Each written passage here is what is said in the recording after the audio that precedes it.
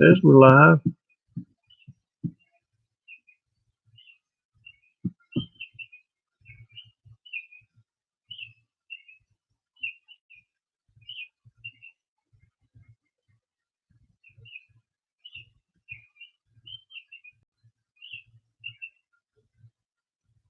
Cryptid 559. Hello. Andy Gone Fishing. Hey, how are you? Gordon, howdy. How are you guys?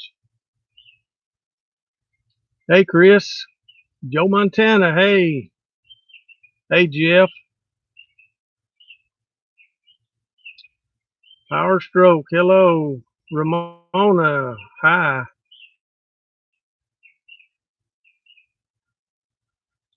We'll wait a few minutes, guys, and kind of let a few more folks get in. And I'll kind of explain to you guys what we got going on. Hope everybody's doing well tonight. We got good weather. Hey, Patrick.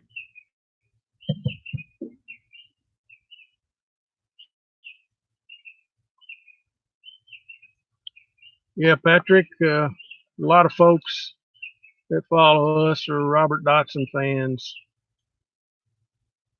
But Justin, we're just out here in the woods, trying to get some action for you guys tonight. Hello, Cheyenne from Maine. Michelle, how are you? South Dakota, Chris. Carol, hey. Cindy, hey, from PA. Let a few more folks get in here and I'll kind of explain what we got going on, guys. We got a few things going on here that I want to make y'all aware of.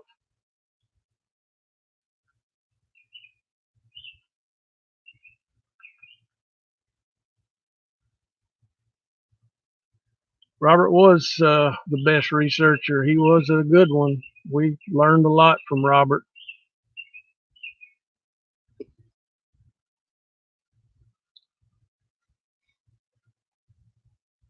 We'll get a few more folks in here and we'll talk about a little bit about what all we got.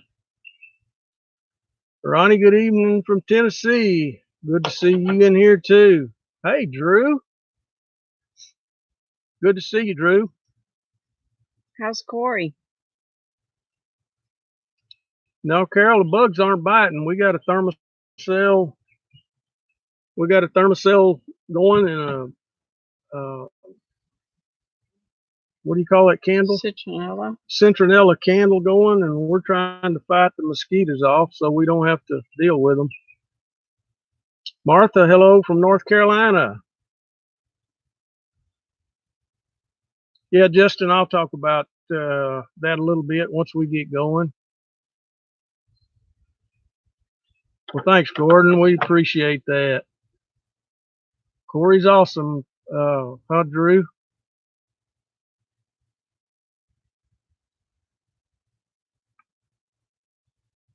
For you guys that don't know where we are, we're in southeastern Oklahoma,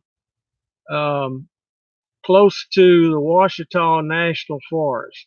We're not too awfully far from Robert Dotson's old research area, which is now our research area. We kind of took over there when Robert passed away. He asked us to continue his work there at his old research area. So we not only research there, but we research here on our own property. We own a section of land here in southeastern Oklahoma, not too awfully far from Robert's research area and near the Ouachita National Forest, which is 2.8 million acres. So there's a lot of area up here to do research in. Just to let you guys know, hi, Lady in the Woods.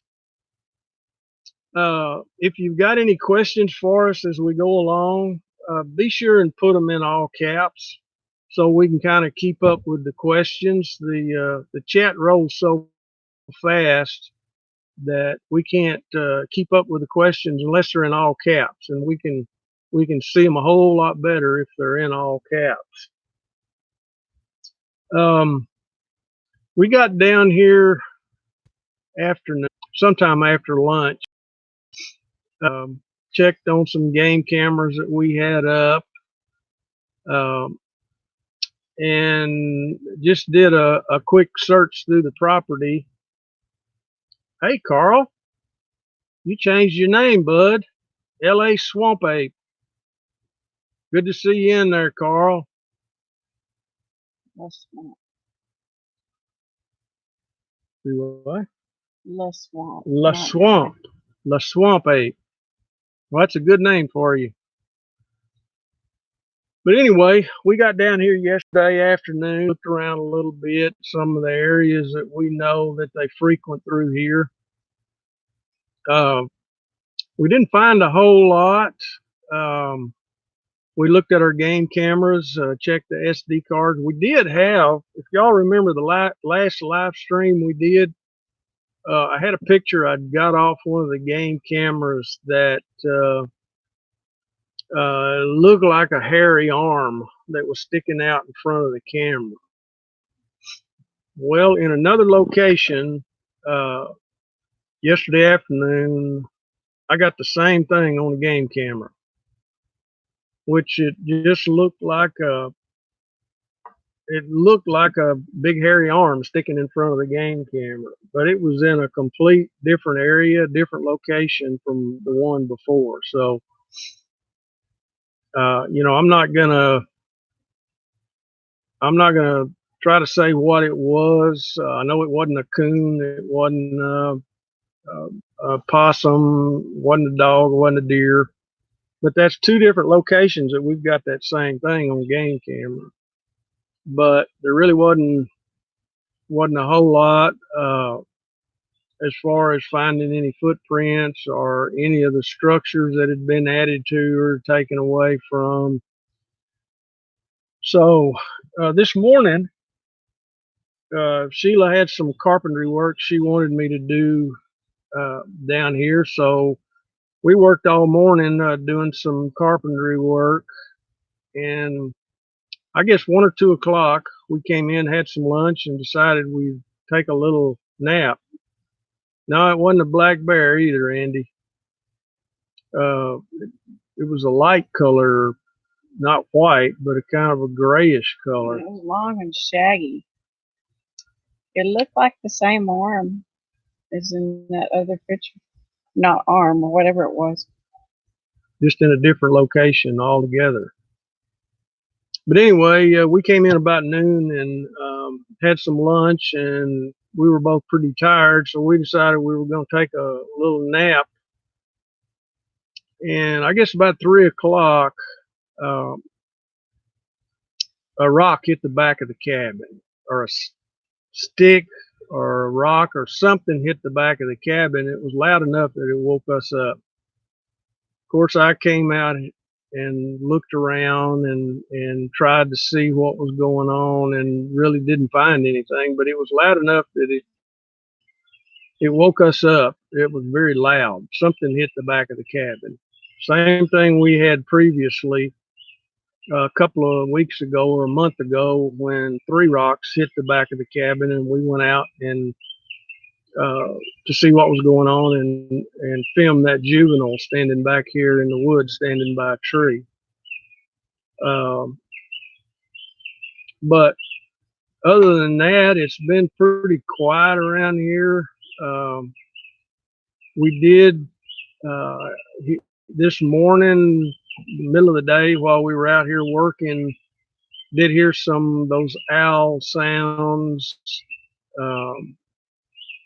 that don't sound like an owl, if you know what I mean. Was kind of back off in the woods behind the cabin back here a pretty good ways.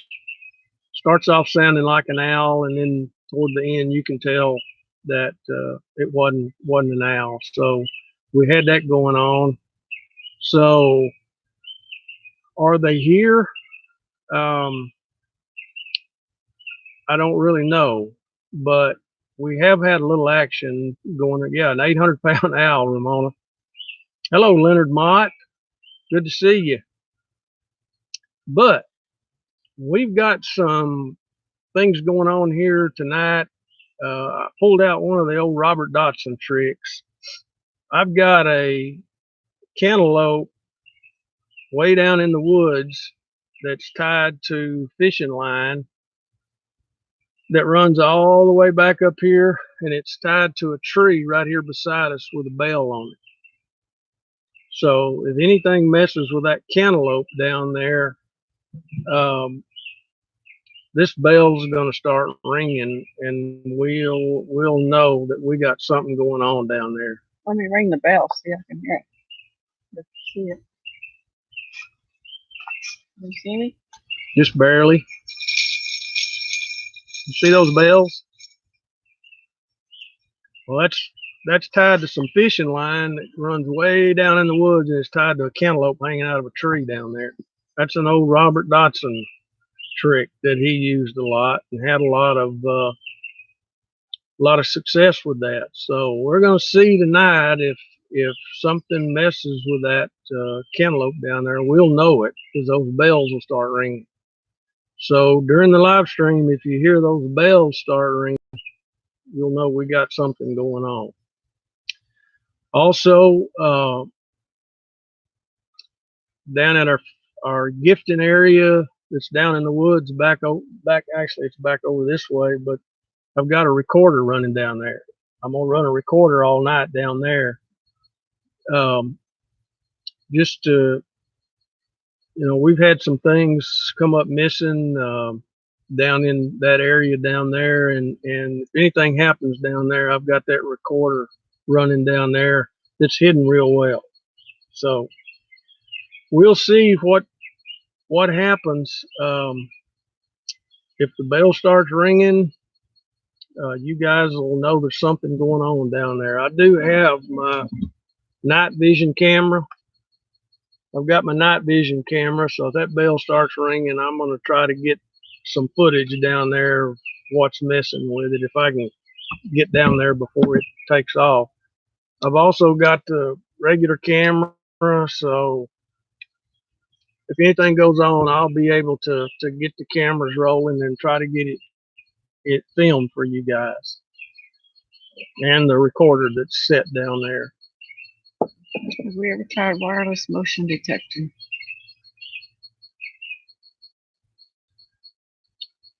I agree with you, Patrick. That's the best Bigfoot picture I've ever seen. We've not tried that as far as wireless motion detectors. I know Robert utilized that quite a bit, and but we've not tried that. See, a lot of you guys are dealing with flooding. I hope everybody's okay. We've had that in Texas. Oh man, just crazy rain. It looks like we've gotten it here, but not so much as the people in northern Oklahoma. Hope you guys are all safe. I'm sorry to hear that. Hey, Rick.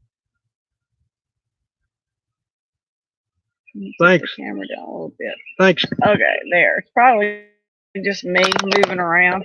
Let me see if I can lower it just a bit. I get nervous with my back to the woods, and I'm kind of up and down. Oh, we appreciate you, Patrick.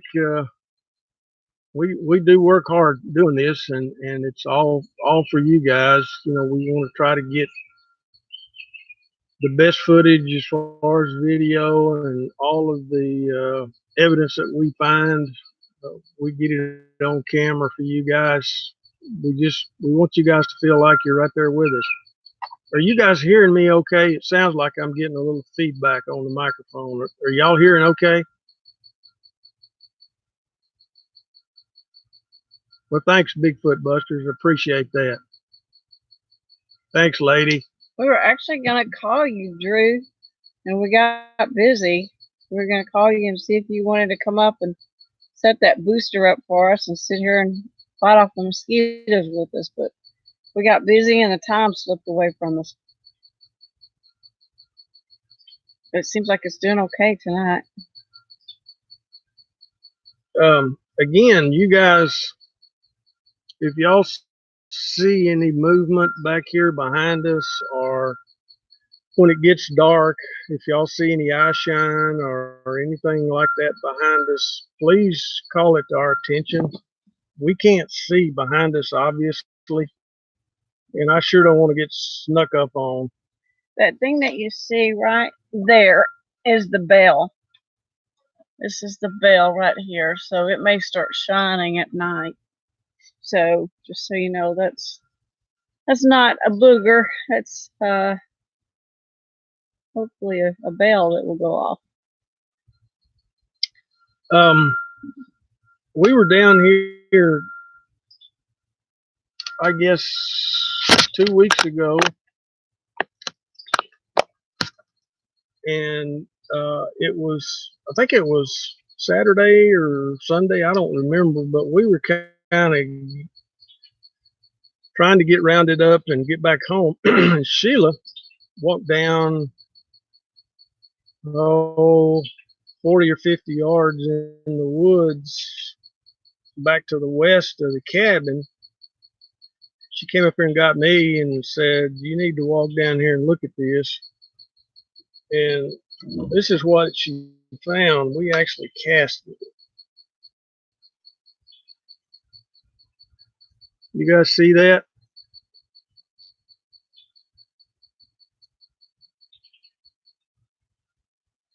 It's about 12 inches long.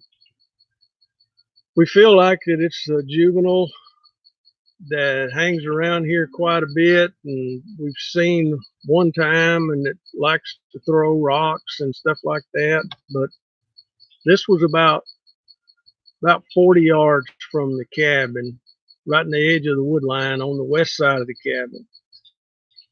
We're kind of on the, I guess, the north side tonight, right in the edge of the wood line. We're a little bit further. We keep every live stream, we get a little bit further and a little bit further, testing the limits of our Wi-Fi. But we also got this one. Now, we're not expert casters, absolutely, but we also got this one down there, the same location. Well, that was actually the same one, wasn't it? No, it was a different one. It was just in the same area. This one you can actually see the toes. It doesn't show up real well there. As he said, we're not expert. But you could see the toes real well in this one. Yeah, this one, if you can see the big toe right here, and then the rest of the toes on down, that one is about 14 inches long. This one here, you can actually see, I know you guys can't see it there, but you can actually see the mid-tarsal break here, right across here. The same thing in the other one. In the other one, you can see the mid-tarsal break right across here. And it kind of runs through here and then all the toes up here. But this, again, guys, this was 40 yards from the cabin. So, and it was very fresh. I mean, it was very fresh. It looked like it'd probably been made the night before. And that was 2 weeks ago when we were down here. And always when we leave apples down there, the apples, well, this last time they didn't get taken, but usually they get taken. And, you know, that's could be other things taking them, but there's just never any remnants of it. It's just the whole apple is gone. And I leave lots of water bottles down there, and I'll break the seal to put it back on. And a number of times the water will be gone out of the, and the lid screwed back on there, and the bottle left there. And I picked the bottle up, and there's no hole in it where the water could have leaked out. So I don't know of any animal that can unscrew a lid and drain it and put the lid back on and put it there. And then we got the marble thing going on. That's crazy. So we gave them 2 marbles down at the gifting area where they showed up, back here on the steps to our trailer where they seem to leave things. Is that those cattle? I think it's those cattle. And then one day, one marble showed up, and then another day, the other marble showed up, and then the marbles disappeared, and then they came back. So I don't know. It's a crazy game. Right now, the marble is gone. There was one marble there when we got here, and now it's gone. So I don't know. It's a crazy game with the marbles. Yeah, Andy, no animal without thumbs could do that. Could unscrew the lid off the water bottle. The water's always gone, and the lid's put back on. Yeah, Cryptid, I heard something too. We got some geese coming over. There's a big lake, oh, maybe a mile from here, and those geese come over every night, going back to that big lake down there. And y'all maybe here's some cattle. There's some cattle in the property adjacent to ours, and the cattle are mooing back there right now. So you may be hearing that. If you heard it just then, that was a cow. When we were setting up, no, Carl, I've never tried that. Putting out tinfoil balled up. I've never tried that. What does that do? Do they pick it up and take it, or what? Yeah, Leonard, I want to hear those bells go off too. Well, I'm not real sure if I want to hear those bells go off. Carl, what do they do with the tinfoil? What do they do with that?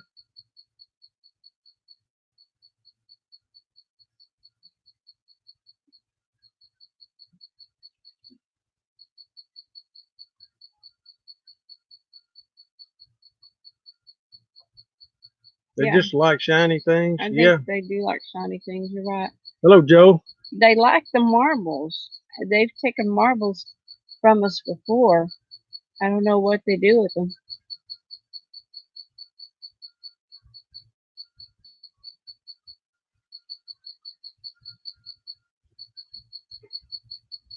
Sandra, I'm not really familiar with the Odom scripture.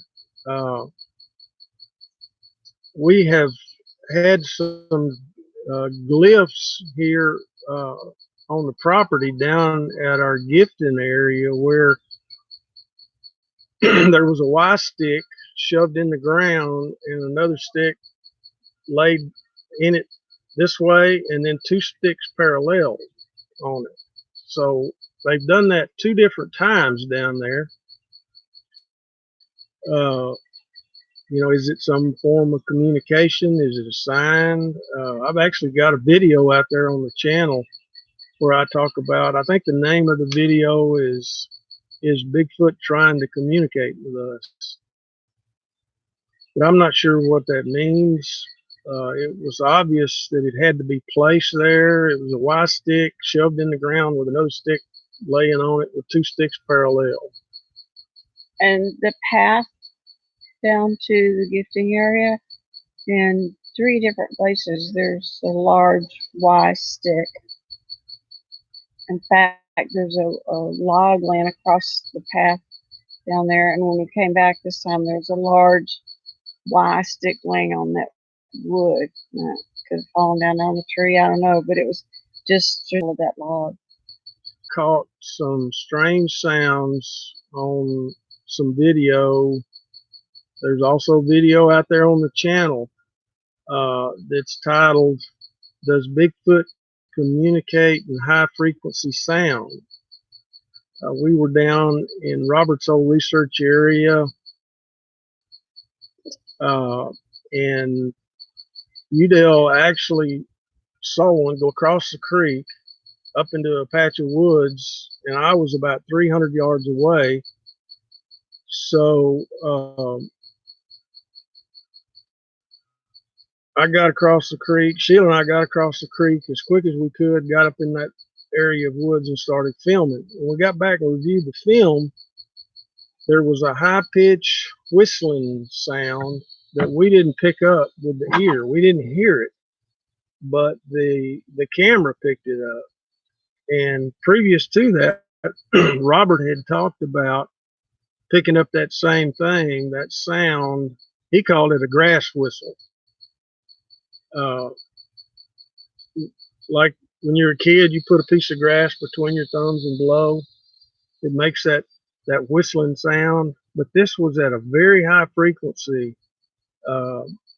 It's high enough frequency that we couldn't hear it with the naked ear, but the camera picked it up. It's very, you guys, you get a chance, go out there on the channel and find that video. It's entitled "Does Bigfoot Communicate in High Frequency Sound?" So yes, we picked up some strange sounds on video. And Andy, yes, we did actually get some hair one time that was up in a tree over a game cam picture that we had captured was a small juvenile. There was some hair up in the tree right over it, and yes, we actually still have that in a Ziploc. It was a long, coarse black hair, just a handful of it, about that long.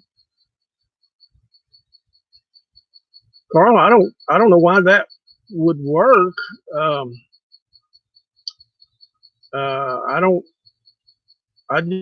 just don't see how that would work. They driving a piece of rebar in the ground. I don't think they would pay any attention to that. I don't know. Maybe it does. I don't. I don't want them to not come on the property. We want them. We want them here. We don't want to do anything to discourage them from coming on the property. We want them here. We want them to know that we're friends and that we intend no harm to them. And you know, I don't want to do anything to discourage them from coming on the property. Yeah, John, that tree that was twisted and pushed over was pretty strange. I got to believe that was some type of weather event that did that. I know that they're extremely strong animals, but that was a huge tree.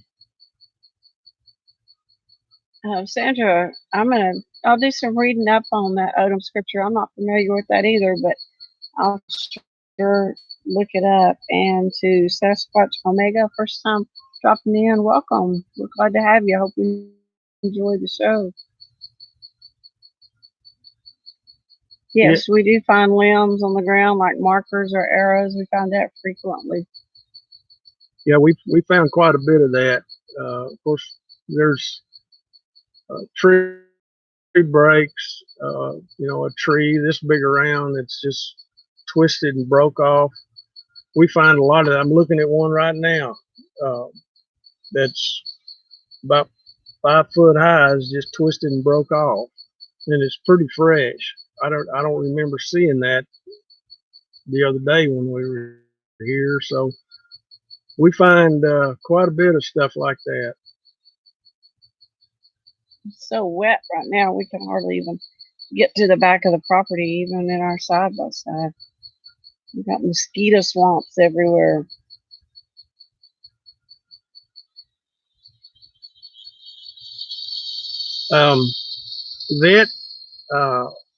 We're actually thinking about having a camp out.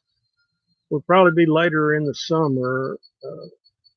A Robert Dotson Memorial Camp out up in the Ouachita, where we'll probably invite, I don't know, 10 or 12 people. We can't take a lot of people, but we'd like to do that and have a camp out up in the Washita and one of Robert's research areas, not the main one, but it's in a very hot zone, and we've researched quite a bit in that area there. There's an area that we camp in up there. Now it's rustic camping. I mean, it's no facilities whatsoever. So anybody that would come would have to bring everything they need because it's very rural. It's out in the middle of nowhere, uh, and anybody that would come would have to bring everything they would need. But we're thinking about doing that later on this summer and calling it the Robert Dotson Memorial Camp Out and inviting maybe 10 or 12. It'll be first come, first serve basis. We'll once we decide when and all of that, we'll announce it on the channel and probably take the first 10 or 12 that want to go. Andy, no, we're not here weekly. We come out whenever we come to the property. Sometimes it's once a month, sometimes it's twice a month, but we don't live here, so just whenever we come up to the property. So we never know much in advance when we're going to come, but it's not a planned weekly thing. It's just when we're up here and hadn't worked too hard to sit out here and do this.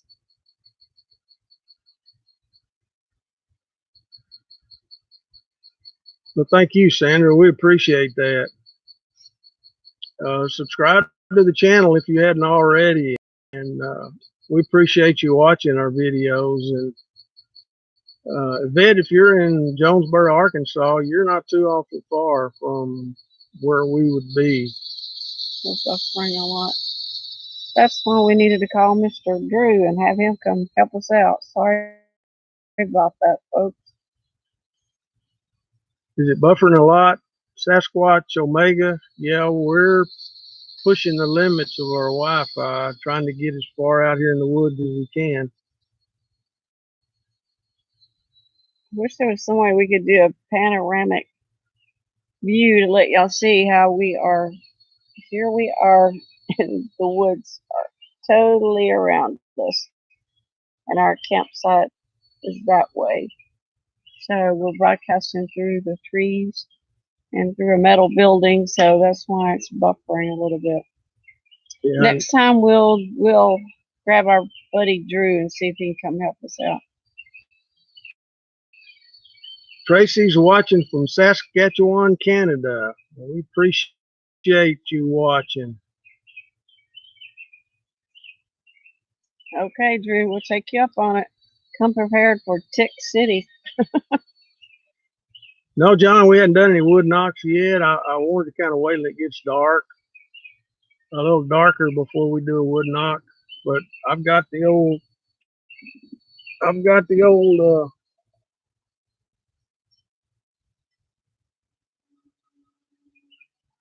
Bigfoot knocker here.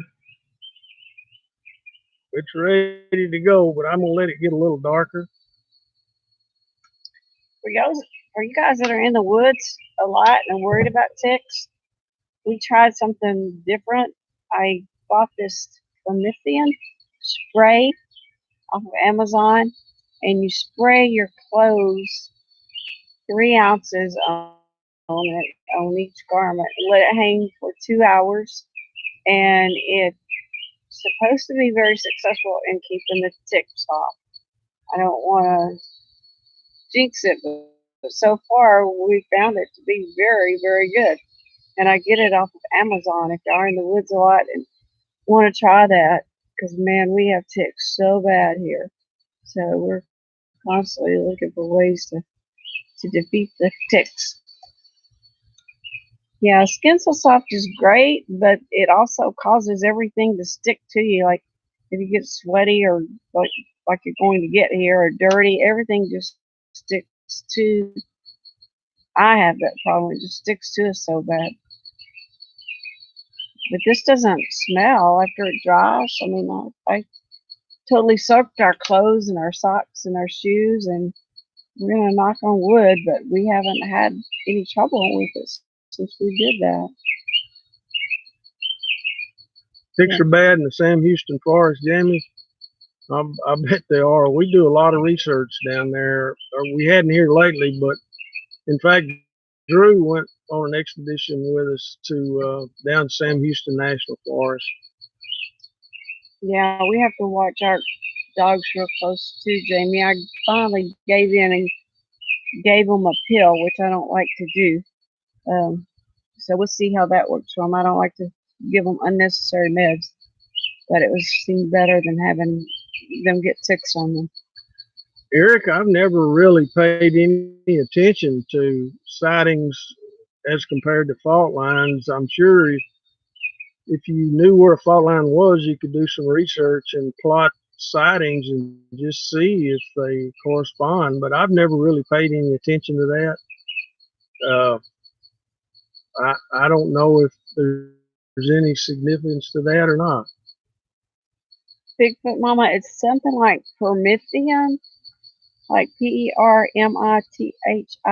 I may not be spelling that right. Permithian spray, and I got it off of Amazon. It comes in like a 16, 24-ounce bottle, spray bottle. I don't remember. I think you can also get it in laundry soap, but I found the spray to work better, and it's supposed to work for 6 washes of your clothes. So stay tuned. I'll let you know after we wash them. She sprayed all our clothes down as soon as we got here, and knock on wood, but so far we haven't had any problem with ticks at all. That stuff seems to work pretty good. Of course, Bill wants to know if he can wear those clothes for 6 weeks.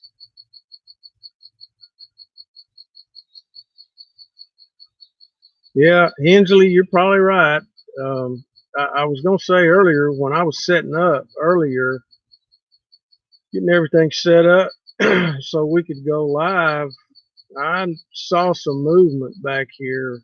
This area right behind us back here is where 90% of the stuff that goes on, it goes on right in this area back here. So you guys be sure and watch back there, and please let us know if there's anything going on. Can you guys see the bell over there? For those of you that just joined, there's a bell right behind Sheila's head. There's actually 3 bells. I've got a fishing line that's strung way down in the woods, and on the end of it, I've got a cantaloupe tied to it. And then it runs all the way back up here, and it's tied to a tree right beside us with some bells on it. So if those bells start ringing and that starts bouncing up and down, something is messing with the cantaloupe, and we'll try to figure out what's going on.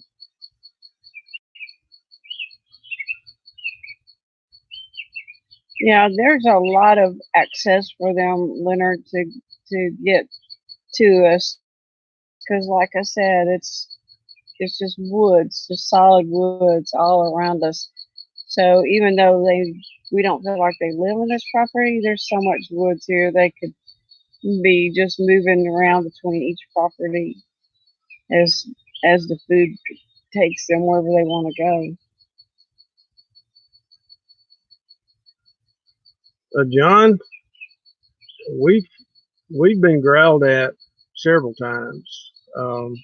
In fact, I think the first live stream we did a couple of months ago, we had one growl at it. We had a bunch of activity that weekend. We had eye shine behind us, and it was moving around, and we actually had a growl at night. But we've been growled at multiple times, especially over in Robert's old research area over there. They seem to want to let you know when you got too close, or if you're in an area they don't want you, they'll growl at you over there.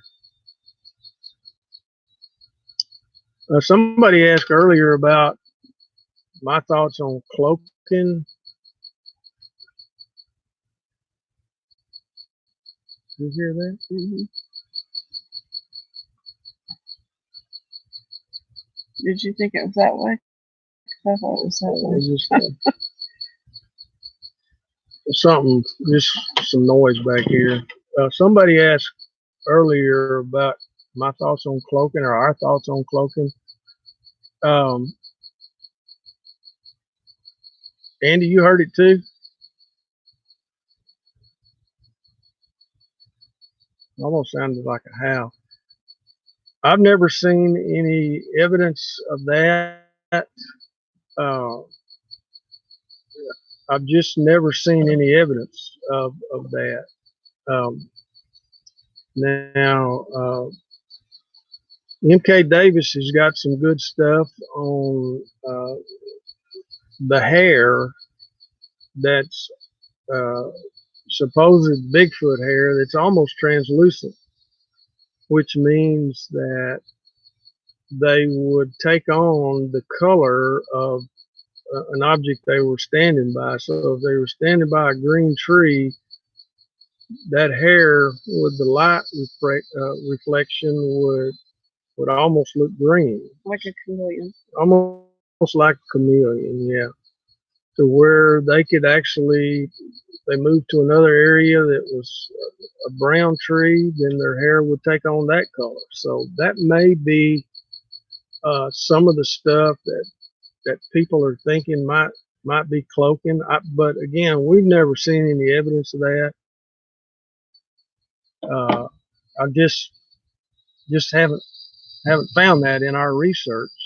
Now, I try to keep an open mind, or we try to keep an open mind about these things, and uh, that's what we're out there for, is to do research and get these questions answered. So we'll try to keep an open mind, and if I see one cloak one day, then I'll probably be a believer.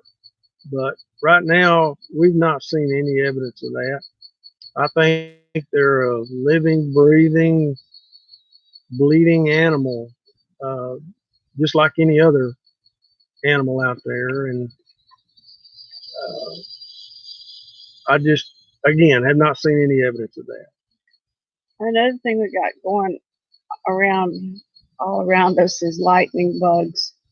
So if y'all see some flashes out there, don't get too excited, because they're not lightning bugs, but light bugs everywhere.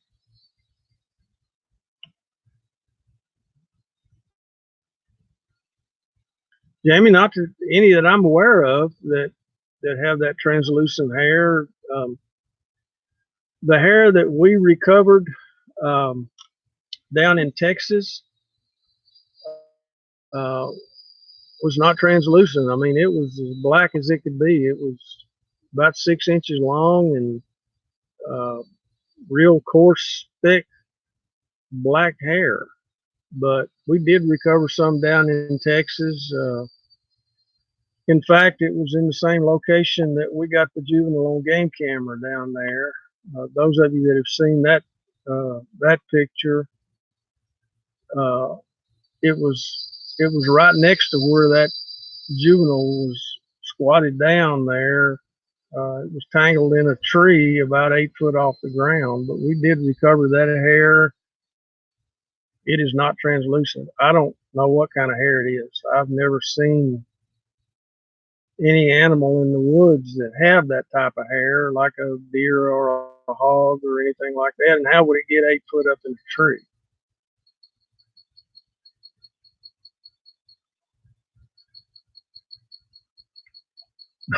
I agree, Carl. If they could float, why would they not just walk into Walmart and gather up all the food that they wanted? You're right. I don't know.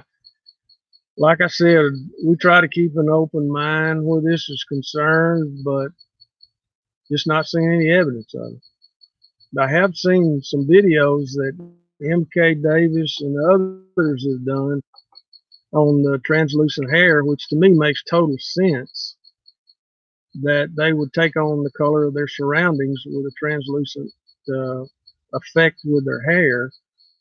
That, to me, that just makes total sense. So I don't know. That makes more sense to me than the cloaking.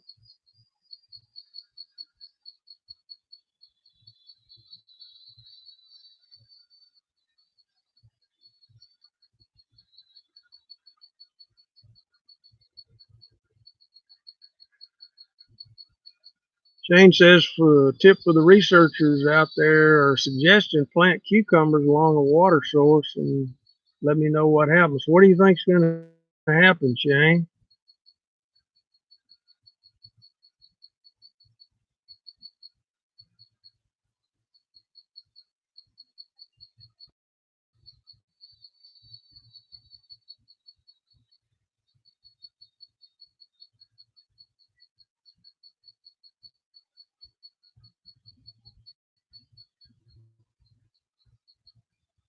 And those Yeah, geese are Ainsley, honking. it makes more sense to me uh, for them to be able to take on the color of their surroundings with translucent hair. It just makes more sense than being able to basically just disappear. All you deer hunters out there, oh, did you hear that? I did. It sounded like a scream. Well, that was back this way. That's the same place I heard that a while ago. That was a scream. Did y'all hear that?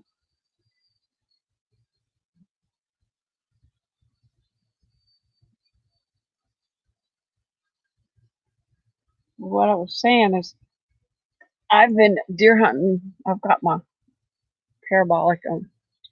And you'll be watching out in the woods and there's nothing. And then all of a sudden there's a deer. And, you could maybe think that they have those types of abilities, but they're just so skilled at being not being caught that they can just come and go so quietly that they, honest to gosh, just appear and you never even saw them coming. And then by the same token, they just disappear. Welcome, Sheila from Ardmore. You're not too awfully far from us in Ardmore.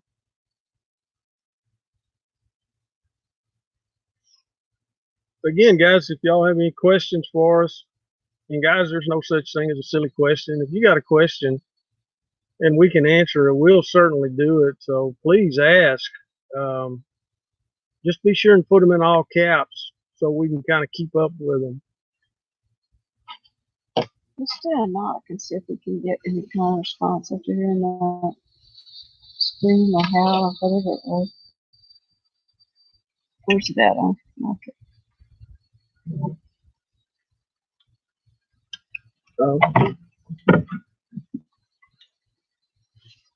ooh, one of those trees over there. Sheila's gonna do a couple of wood knocks, guys, and see if we can get any response. There's I'm going to show y'all the bells again because it doesn't look like it's showing up. Can y'all see that? yeah. That's where the bells are.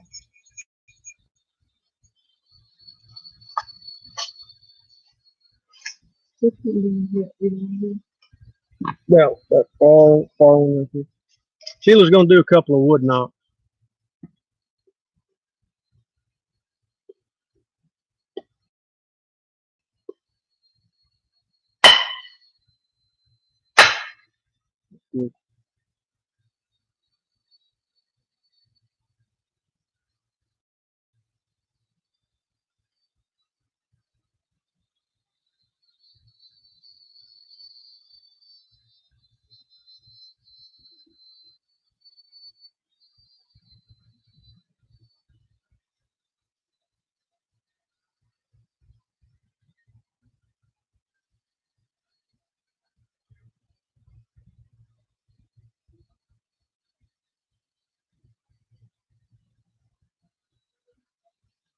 Um, Shane, we have not been there at that location. That was when Robert first started researching. He had an area in Texas that he researched in. That's where he got the eye shine with the Bigfoot bobbing up and down. I know you guys have probably seen that video. Uh, we have not been there. Uh, that location went to the grave with Robert. Um, he was very protective of that location, and once he moved to southeastern Oklahoma, he never went back. Uh, he told me at one time that they had a big flood down there. I don't know, 3 or 4 years ago. That river flooded real bad, and he said the Bigfoot left the area and didn't come back.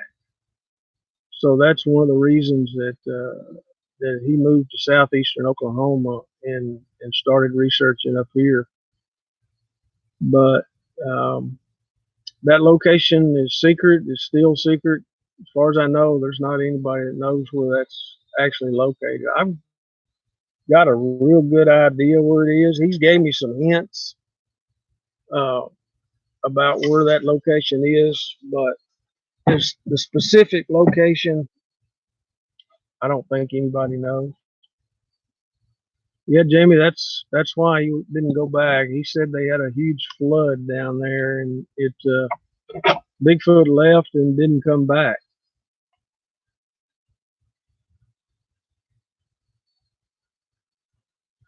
Yeah, he was, Shane. He was pretty shaken that night.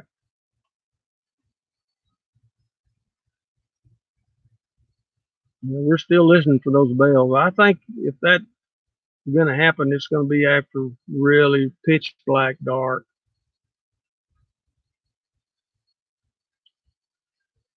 Somebody asked earlier, would we bring anybody to our property? And probably not. Uh, we try to be as protective of our property here as we possibly can. Now, as I mentioned earlier, we are thinking about doing a camp out later this summer down in the Washita in a very hot area. So we'll probably take 10 or 12 people with us down there and a Friday through a Sunday and have several expeditions, a couple of night expeditions, and then a couple during the day. And that's a very hot area down there. It's very very remote camping. It's in the middle of nowhere. And those of you that might come, when and if we decide to get that planned, you'll need to bring everything you need because, I mean, it is in the middle of nowhere. Sometimes it's even hard to get back in there.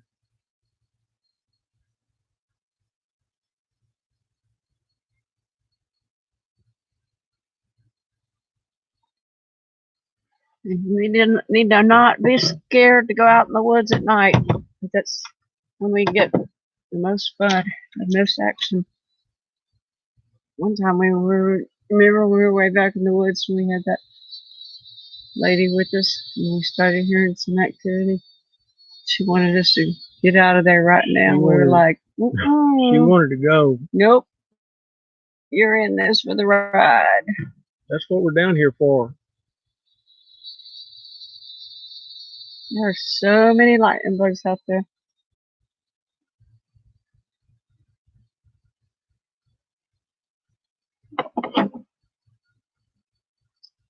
Yeah, Hensley, that video, you're talking about the one that where I think he called it the fence jumper or something like that, where it stepped across a 5-foot barbed wire fence. I think MK Davis has got that video.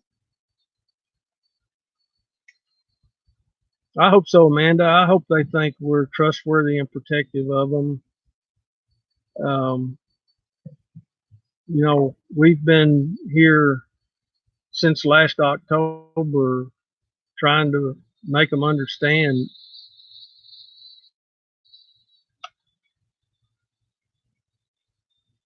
Trying to make them understand that you know we're not here to harm them. We want to be friends and welcome them on the property and we stay out of their way and just try to get as much research as we possibly can. Well, I don't think the bells are doing anything. They're right where I can, right there on my shoulder. You can see that. That's one of them right there. And I haven't seen it move or anything. Yes, they do like apples. We put out apples. Well, I don't like say they like them. Somebody likes them because the apples are always gone. And it's not like a squirrel or something like that because there's never any remnants. The whole apple is gone. I don't know that a squirrel could pick up an apple and take off with it. Matt, the largest one that we have seen on this property is the juvenile that was about 6.5 foot tall. Now, the two sightings that we've had over in Robert's old research area, those were full grown. They were 7.5, 8 foot tall, probably 400 to 500 pounds. We've had two sightings over there. One Robert called Big Red, and they were full grown. But the one that we saw here was only about 6.5 foot tall. Probably this one's footprint.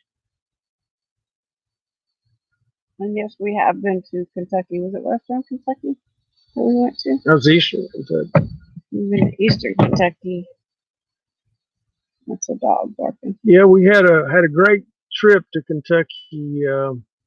We went up there and did some research with Rick Wells, Wood Booger Farms. One of the best night excursions we've ever had was with Rick. But that was in Eastern Kentucky. In fact, it was right on the Kentucky-West Virginia border. Was that where we went hiking in the woods and had those rocks thrown at us in the water? Mm-hmm. Yeah, like 6 big rocks thrown at us across the lake. That was like, what, 2 o'clock in the morning? Mm-hmm. Yeah, that's the track, Andy, that I think it is.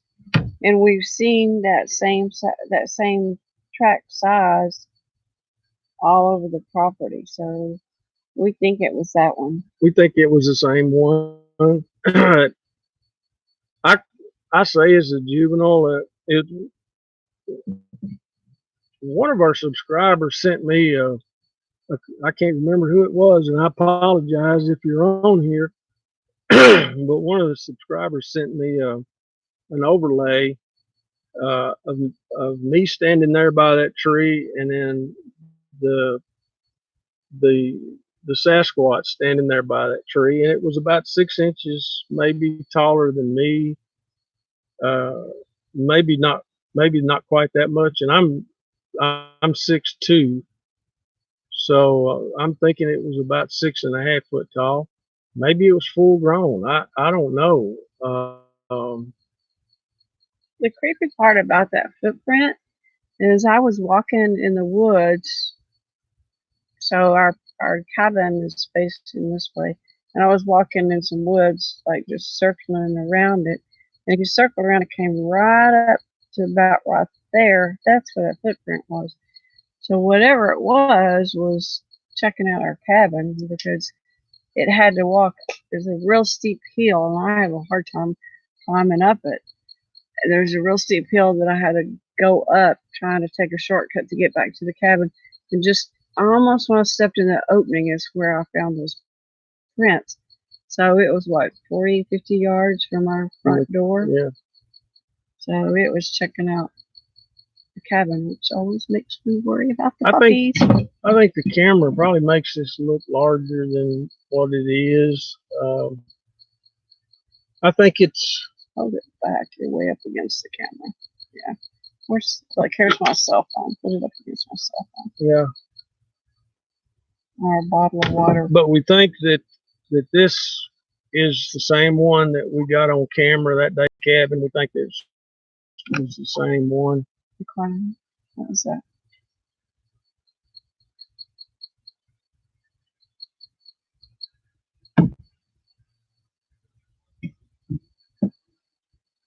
This is a frog. You hear that? Yeah, I think that's a frog.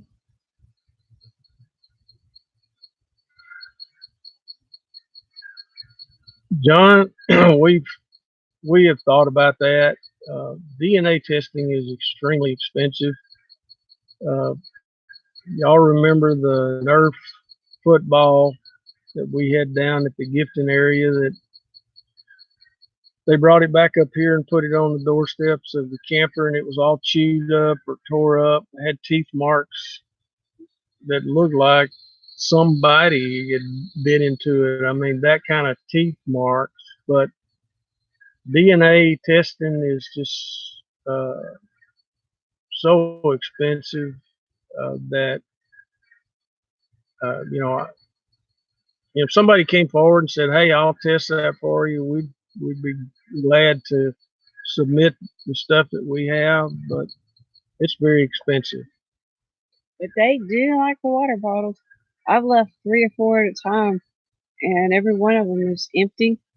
And like I said, it's just strange. They're empty, but the lid is screwed back on there. Most of the time, it's got like a big indentation in it. Whoops, that's got too much water in it.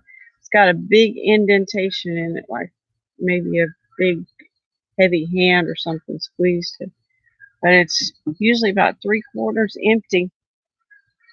I don't know. I've got some more down there now. We're afraid to put a game camera because, before when we've done that, they just completely disappear. You just heard a knock. There's a whippoorwill. Where's that?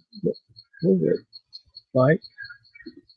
There's a whippoorwill Let me going have crazy. the other one. I don't like. Going crazy back there.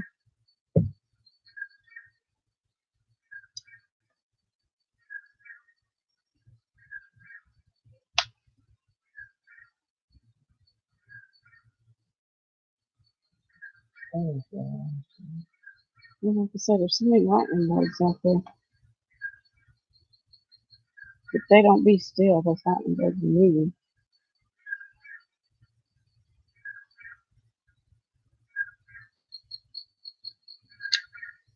You hear that? I guess that's a frog, but no, it's wicked sounding. That's a whippoorwill. No, not that.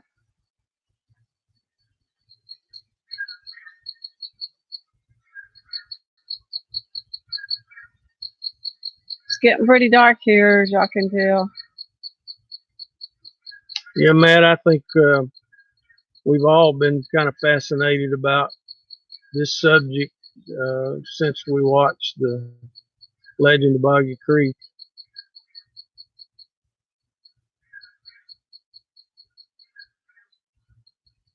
You know, it's kind of strange, Sandra.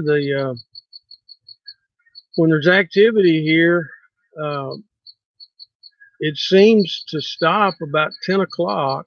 It's not Sandra, it's Sheila. Oh, Sheila, I'm sorry. Sheila? You should be able to hear that. Yeah. And it'll get quiet, and then about 2 or 3 in the morning, they'll start throwing stuff and hitting the cabin. So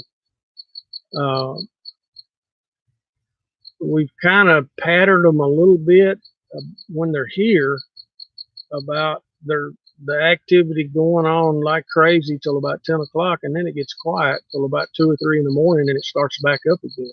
I think they go hunting.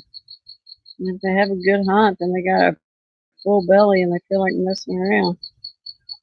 Yeah, For those of y'all who don't know, that over my shoulder is that veil. It sure looks like eye shine right there. They can't see your finger, though. That veil. Yeah, the bells are right back here. It sure could look like eye shine if you don't know what it is.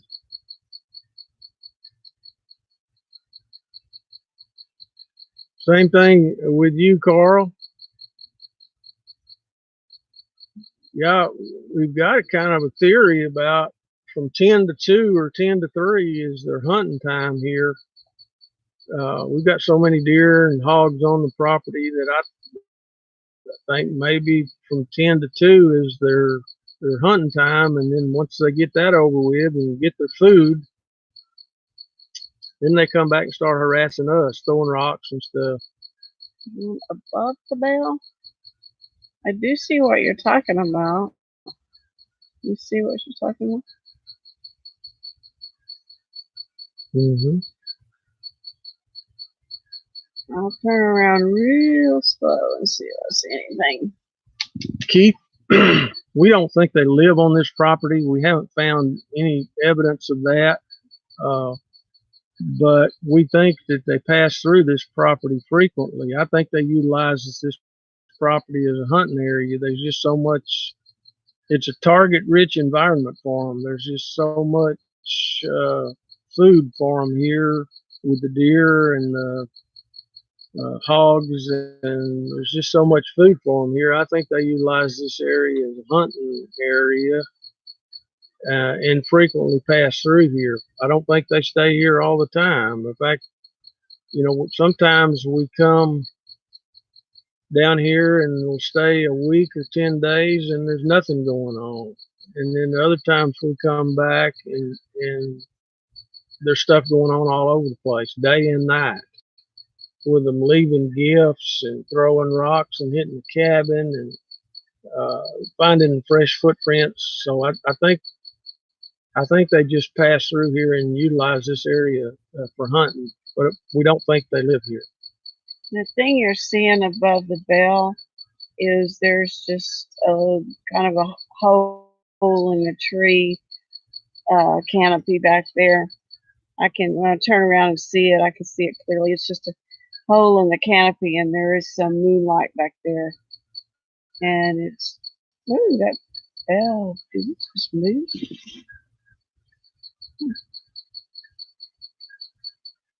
Did y'all see that? Did it kind of move in and then out? It's just a funny catch on it. See, like on the screen, you'll see it. It's like it fades and then comes back. Can y'all see that? Like there's movement. Yeah, Keith, it is. It gets crazy around here when they get to. It seems like when they're on the property, they want us to know it. With the throwing rocks or sticks and hitting the cabin, like they're wanting us to come outside, or they're wanting us to know that they're here. But it is crazy around here when they're on the property. It gets crazy around here. They haven't left us any new gifts. Someone asked about the red feathers. They haven't left any new gifts, but they keep messing around with the marble. Here today, gone tomorrow, and back the next day. So, yeah, they haven't. I wish they would. They haven't. Well, they have left things like over on the. Did you see that? Mm-hmm.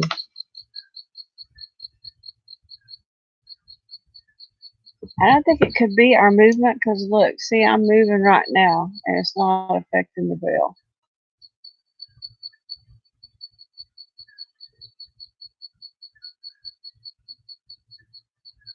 Behind Sheila's right shoulder. Yeah, that's the bell. That's the bell. For those of you that just joined, we've got the cantaloupe. See what? That is like it's moving.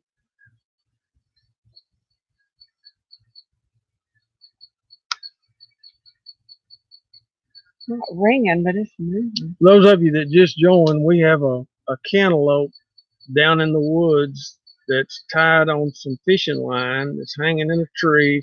That fishing line runs all the way back up here where we're at, and it's tied to a tree over here, and it has some bells on it. So if something messes with that cantaloupe, these bells are either going to move or they're going to ring to let us know that something's down there messing with the cantaloupe. There's no wind, but I mean, y'all can see that movement. You see, it's not me moving because look, I'm moving and the bell's not changing. It's definitely disappearing and reappearing. Is it eye shine that you're seeing? No, there's talking about the bell. I've also got a recorder running down there near the where the cantaloupe is. So there's an audio recorder running down there. So Oh, Keith, one of our subscribers, John Duncan, sent me some Indian artifacts, some arrowheads and things like that we put down in the gifting area just to see if they would mess with it. And so far they haven't messed with them.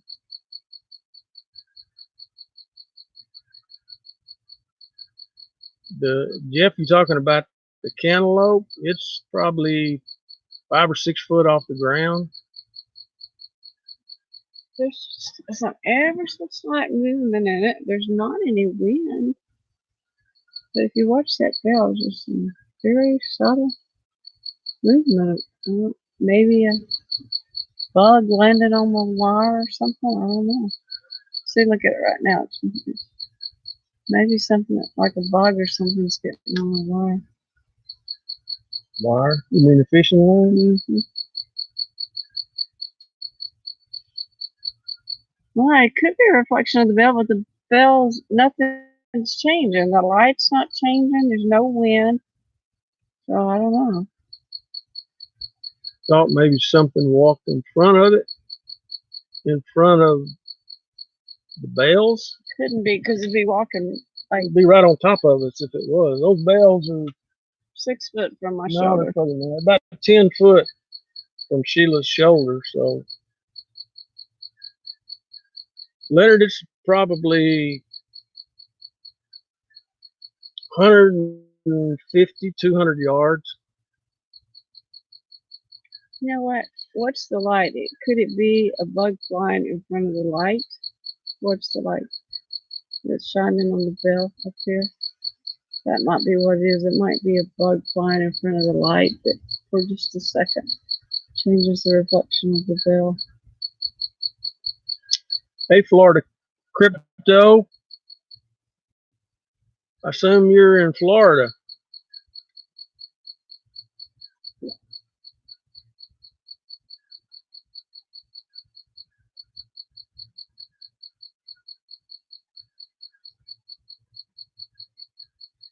So what's our plan if that bell starts going crazy? I'm going to get that night vision camera and start down that way. I'm going to get the AR and stay right here. I want those bells to go off. I want them to. Let's take a survey. How many thinks he should go heading down in the woods if the bells start ringing? I'm saying no.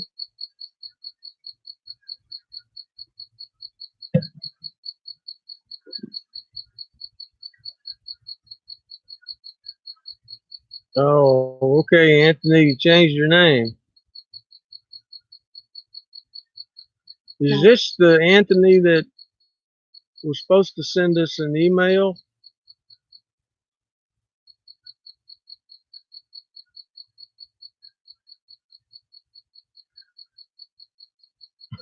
Yeah, John, I vote Sheila too. No, he said you go get the AR and you just stay put. There's No, no wind at all, Hensley. There's 0 wind tonight. Okay, I'll make a soft call. Ooh. Let me do my owl thing. I'm gonna do the owl thing that doesn't sound like an owl.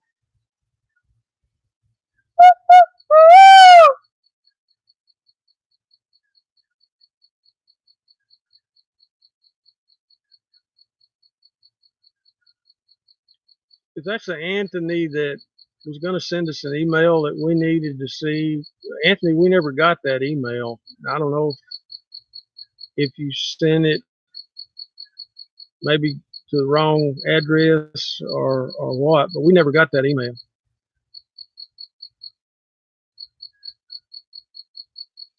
Yeah, I don't know what that is, Kinsley's copies. We're trying to figure out why it's fading in and out. I'm thinking there's a light in front of us that's lighting us up, and there may be a bug that blocks the light on it for just a few seconds.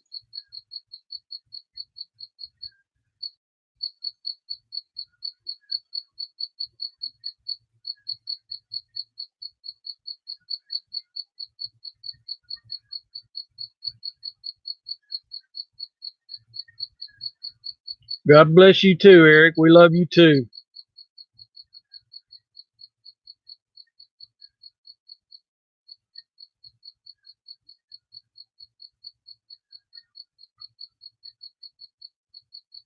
Yep, Gordon, we got a Bigfoot trot line in southeastern Oklahoma.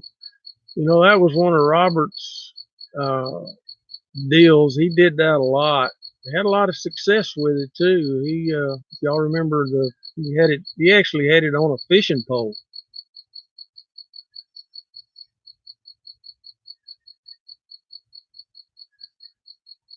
Yeah, just check the email address, uh, Anthony. It's search for big guy at gmail.com. Not search for the big guy. It's search for big guy at gmail.com.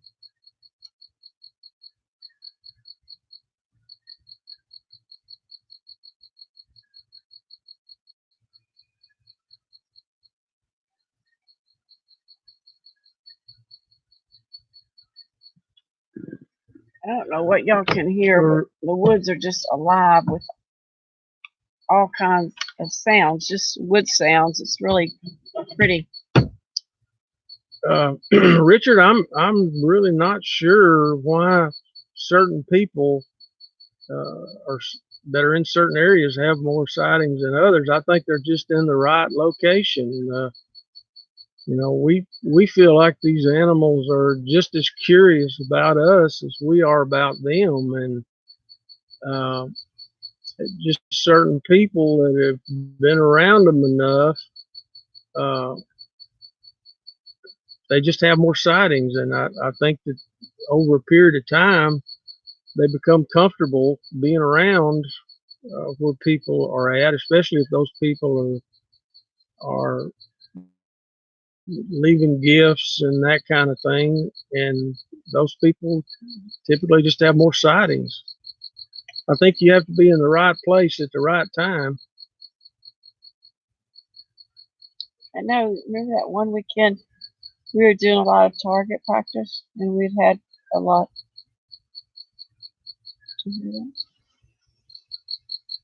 We've Yeah. had a lot of activity, and we were doing a lot of shooting with our guns and stuff. And then it total shutdown. We had no activity for several weeks, remember? Mm-hmm. I think they were there, but they were just being very cautious.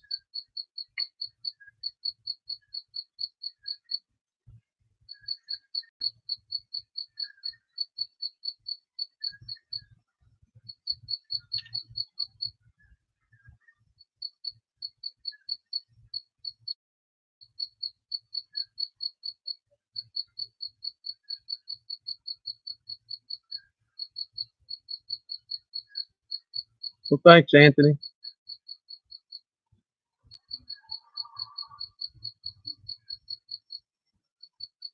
Yeah, man, we're in the woods a lot.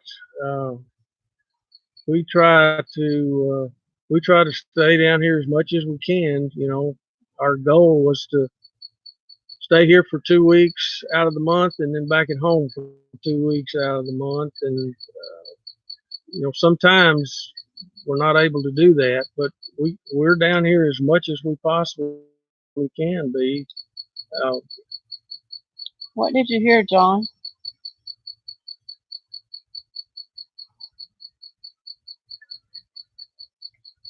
Bird again. Yeah, that whippoorwill's going crazy.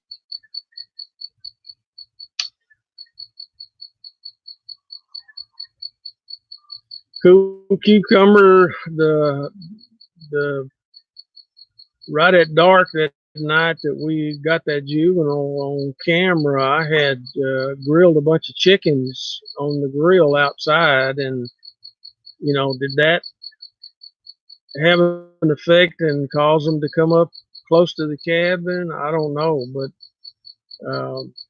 I had grilled a bunch of chickens all afternoon on the grill out here, and all that smell, of course, was the wind was blowing it right back down in the woods. So I don't know if that had an effect on them or not.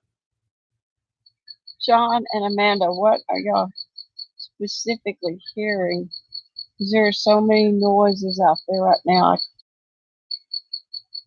Tell me what you're hearing. Well, welcome, Colleen.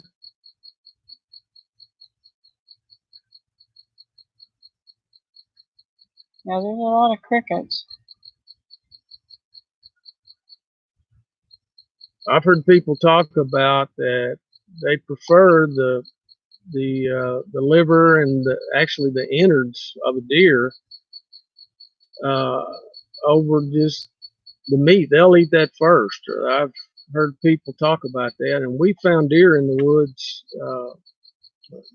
a whole deer that the stomach just been ripped open and all the innards taken out, And the eyeballs.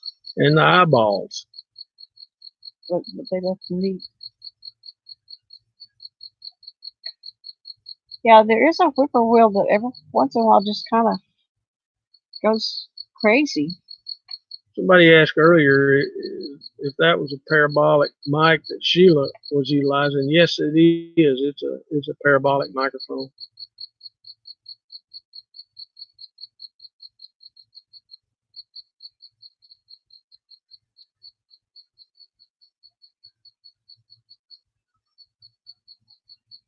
I think that's that whippoorwill y'all are hearing. I'm going to do this live version of Al, and y'all wouldn't believe how many times I do this version of Al, which really doesn't sound like an Al, but I get a response. So, Yeah, Leonard Rower used to cook for him all the time down there. He would take his grill down in the woods and cook for them and leave it down there and set his sound recorder up. Got a lot of good stuff doing that.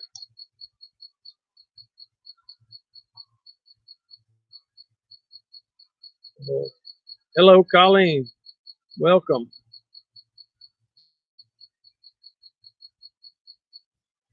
I'm going to do an Al thing.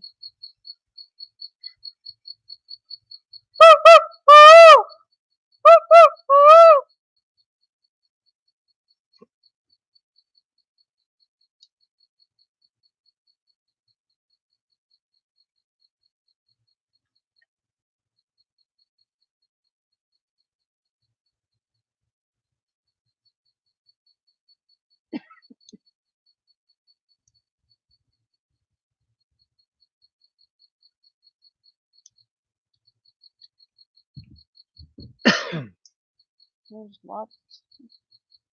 There's probably college snaps going on out there, but the woods are noisy tonight.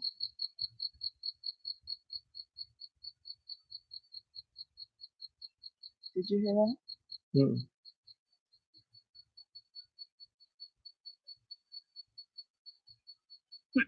It was a low, just woo.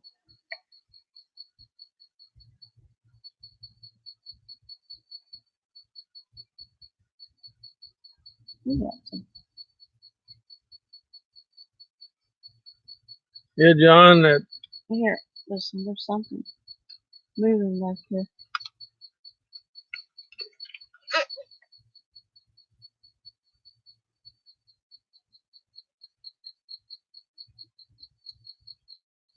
You hear it?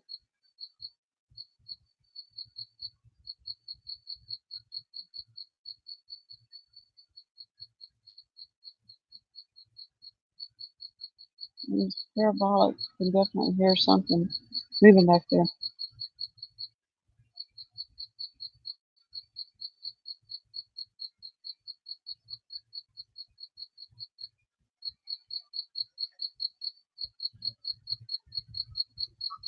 Yeah, Keith, it's first thing you're going to get's a big adrenaline rush, and then you're going to try to talk yourself out of what you're seeing. But the sightings that we've had, it will definitely have an effect on you.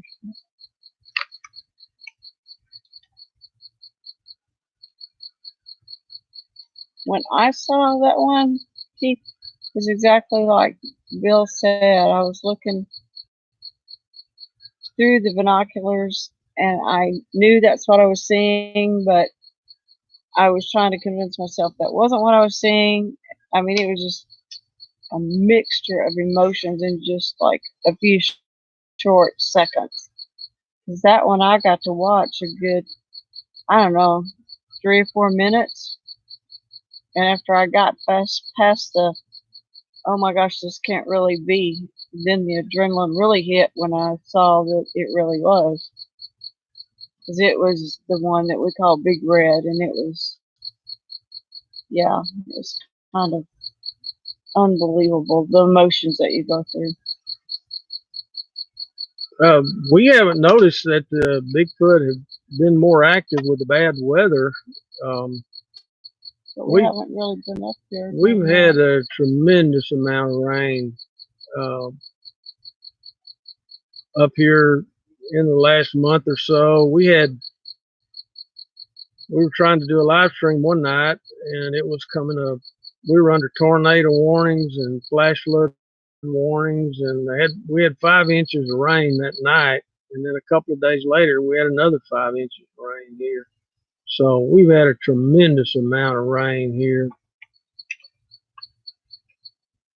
But we really hadn't noticed if they become more active before or after or during. Haven't really noticed. I think these animals have to eat every day. I'm sure their metabolism is extremely high, as big as they are. So they're going to have to get out and hunt. If it's raining or snowing or whatever it might be.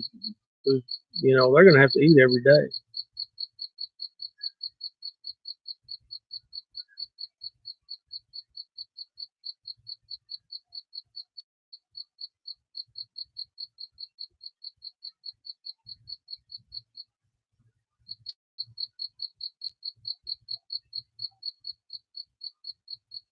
It's not moving.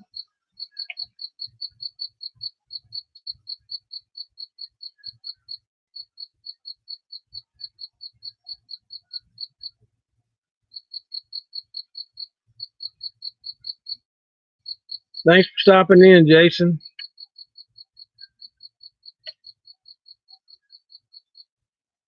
And there goes the crazy bird again.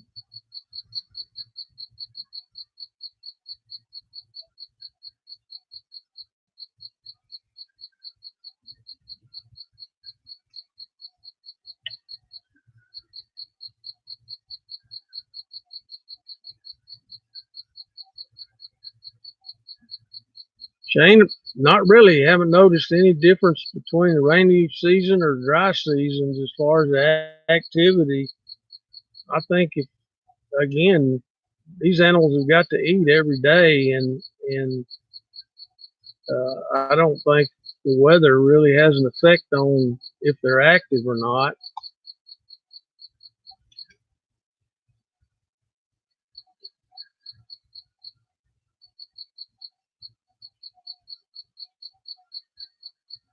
Do another knock, John. All right, I'll do another knock.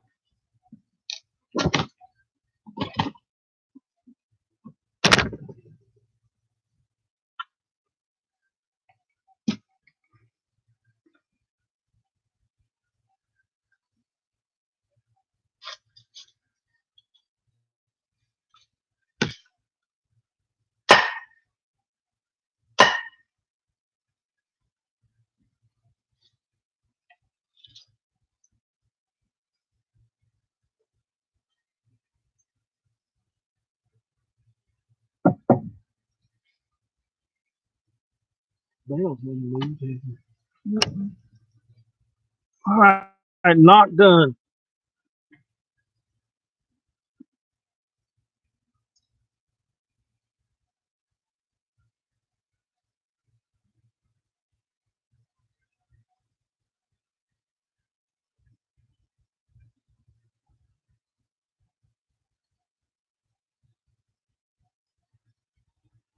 Sometimes that whippoorwill is like real calm, just a little, as usual, whippoorwill. And then it's real rapid. You can actually tell the difference. And when you did that knock, it got that real rapid.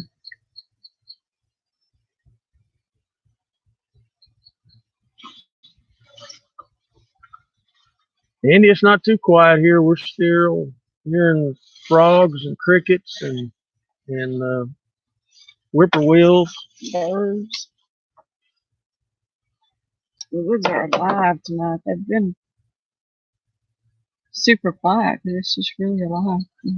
Richard, I don't have it on a fishing rod. I just got the fishing line tied to a tree with some bells on it, waiting on that bell to go crazy here in a minute.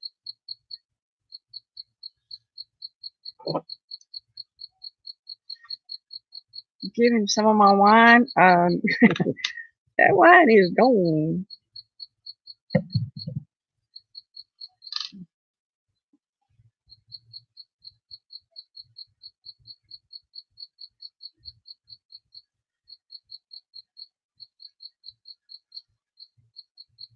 Yeah, they might have to eat more than us, Barry, but we just go to the fridge and get what we need.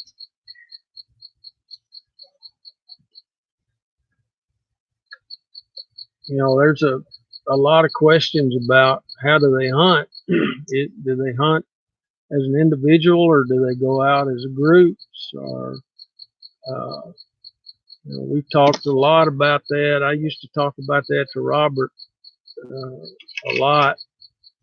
How do they hunt? Do they just go out as individuals? Do they have certain members of the clan that are the hunters and bring the food into the group, or do they go out as the whole group, or how do they hunt? That's some of the questions that we're trying to get answered.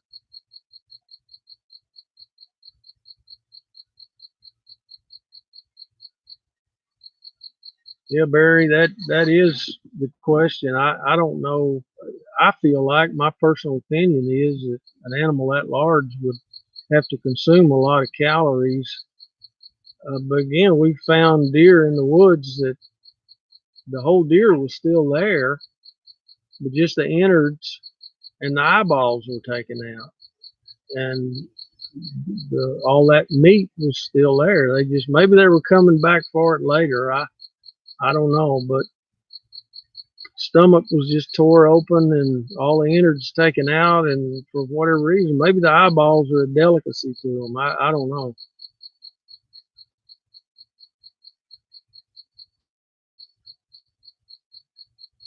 Tasty eyeballs, yeah. Well, I could think of one. I think the eyeballs was a big red pop. When they pop it out. Yeah, no, when they pop it in the mouth, it's got to pop somewhere. Ooh.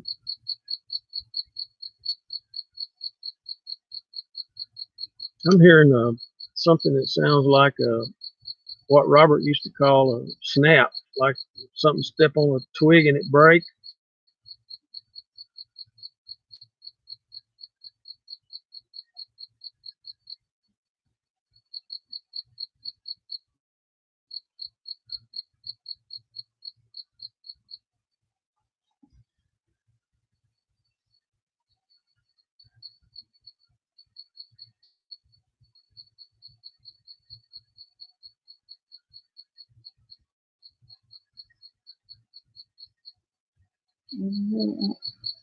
Up there.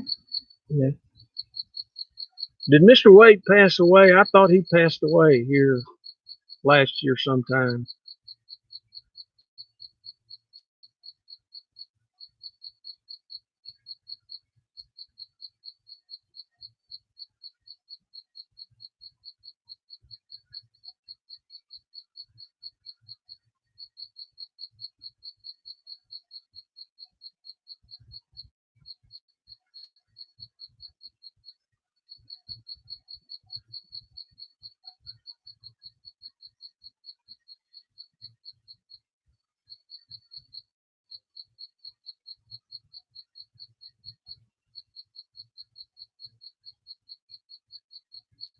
Somebody asked earlier if we have any caves on this property. No, we don't. We don't have any caves on our property. None I've found so far. But over in our other research area, Robert's old research area, there's a number of caves over there. There's a bunch of limestone cliffs and outcroppings and a number of caves back in there. That's one of it behind your head. The banana man. Yeah.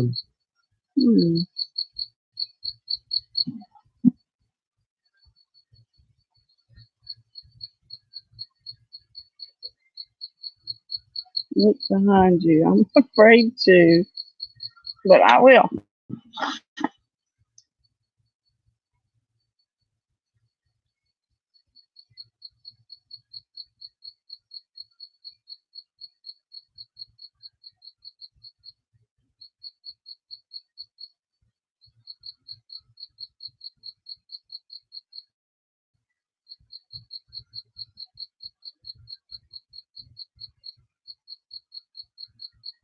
Move your head so you can see the bells. Y'all see the bells right there?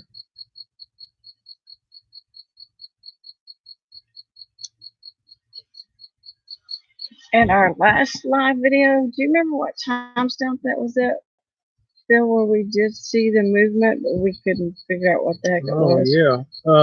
Like at 1:45 or No, something? it was way over in the 34, 44. The last live video we did, guys, we were reviewing that film, and I believe at 34.44, something moved. There was an open area back here, and something moved across that open area. It's faint, but you can see it on the video. I'm surprised that somebody didn't pick it up that night, but in reviewing that film, we saw it just as plain as day. Something walked through an open, or went through an opening. I say walk. I don't know if it was. Well, it's like it was behind the tree, and we saw it move out of the tree and then real fast moved across it. I saw movement between you two. Between us?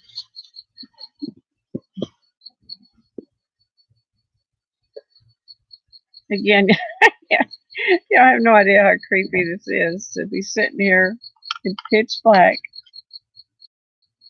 in here, but there's something moving around behind us. Yes, we've heard the gibberish before. I saw it too. Okay. Is it tall? Can you give us any idea of, is it low to the ground? Is it like standing up tall?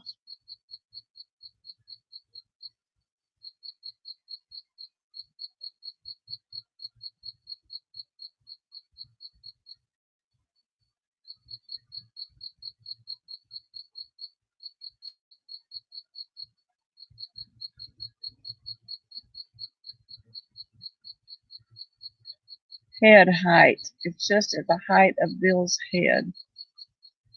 Okay, I'm going to go stand in front of you and look back that way.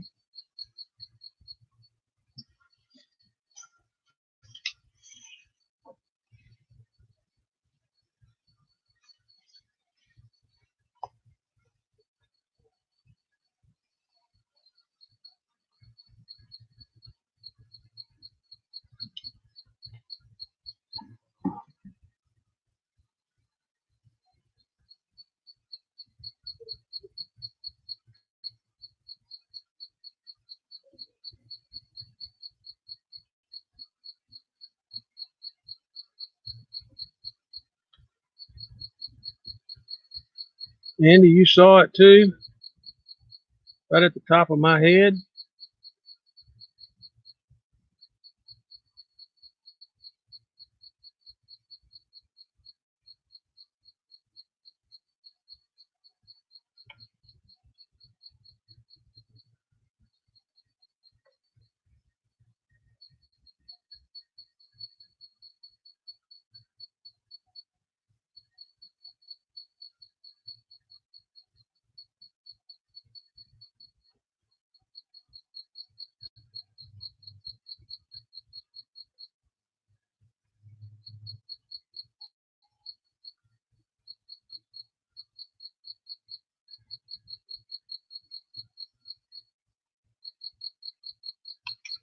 Keith, was that the footage, that thermal footage in Florida, where the Bigfoot steps out from behind the tree and walks left to right?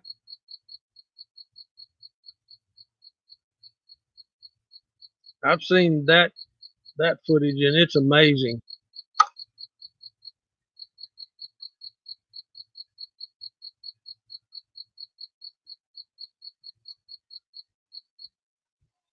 Over my head. Yeah, Stacy Brown's video. That's right. Yeah, that video is amazing. It's just simply amazing.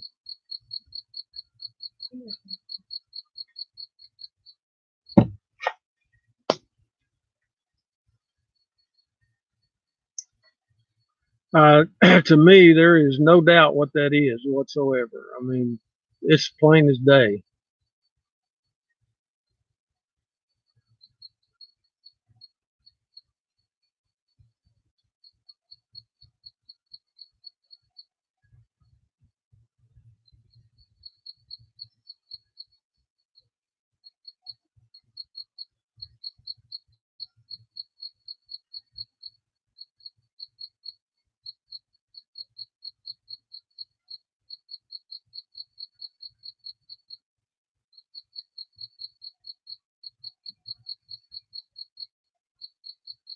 Yeah, John, that thing was absolutely huge.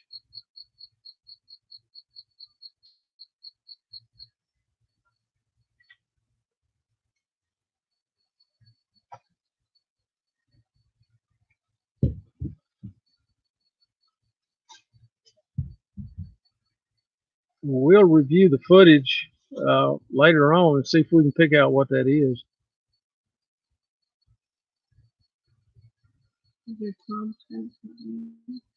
He said it was about 3 or 4 minutes ago. Yeah, 1:43:40.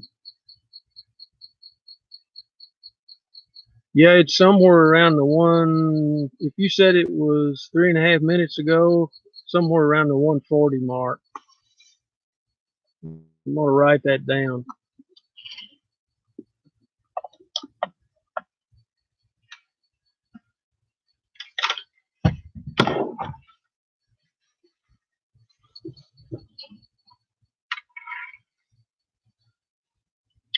Jeff, I believe absolutely they can detect trail cams and uh, avoid them. I've always said if you want to stop your activity, just put a trail cam up and it'll cease. Every time we've tried to put a trail cam up in a location where we knew that they were traveling through, it just all that action stopped. So I don't know if they can see the IR. I don't know if they can detect the sound of the. I don't know, but I've always said if you want to stop any activity you're having, just put a trail cam up and that'll stop it.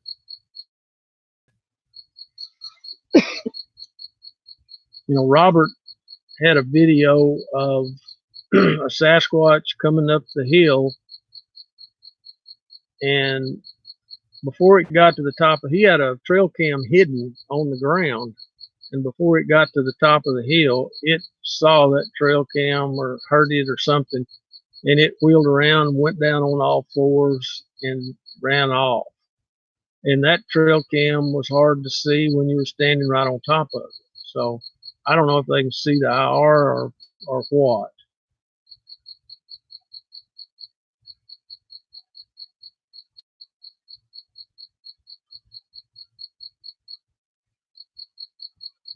Yeah, you're right, Cheyenne. They're big. They're not stupid. They don't remain undetected and undiscovered by being stupid.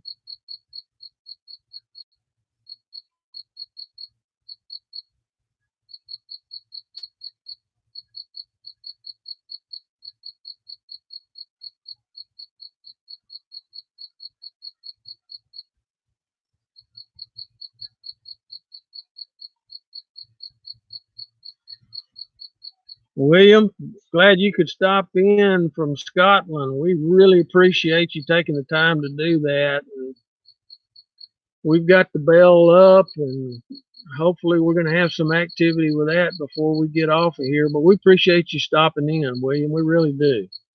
All the way from Scotland.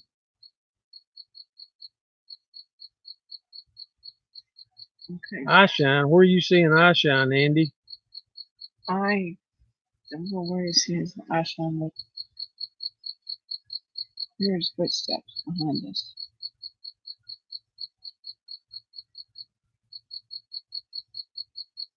Directly You hear it in the parabolic? No, I hear it without the Let me parabolic. see the parabolic. Sheila's hearing footsteps behind us.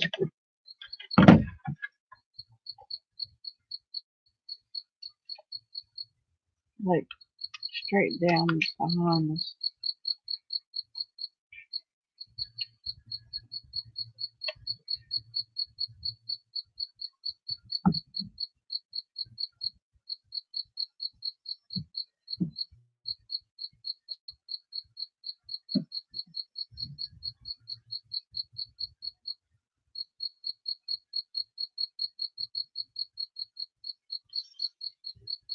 You see.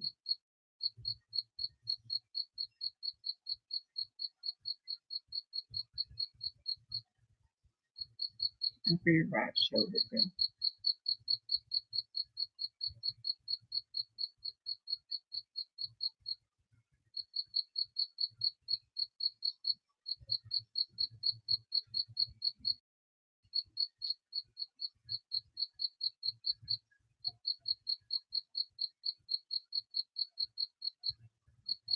And when y'all see eyeshine, you're sure you're not seeing the bell.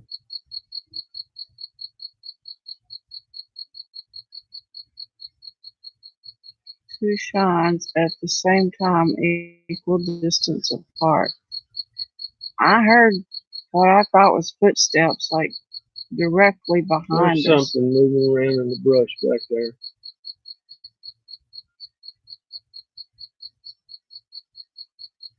It is up over your shoulder.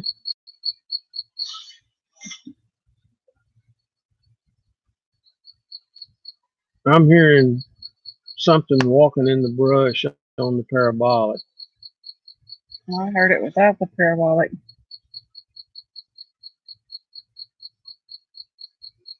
Just to the right of Bill's head. Okay. If you're looking at that right there, I can't see that. There There's goes the the owl. owl. If you're looking at that right there, that's the bell. That's what you're seeing. That's the bell. There's something seriously walking around in that brush. Can y'all hear the owl?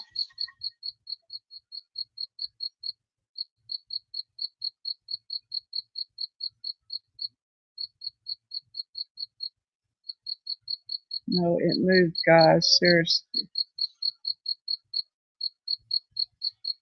That was an owl. It didn't sound like an owl. No, over his shoulder, other side of Bell.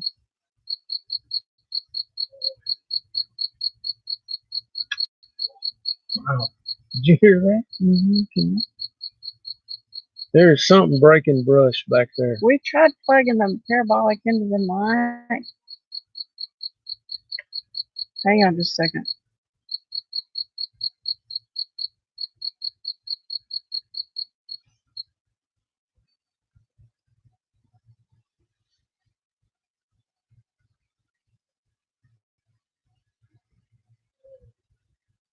Well, listen to that. It's just tearing the brush.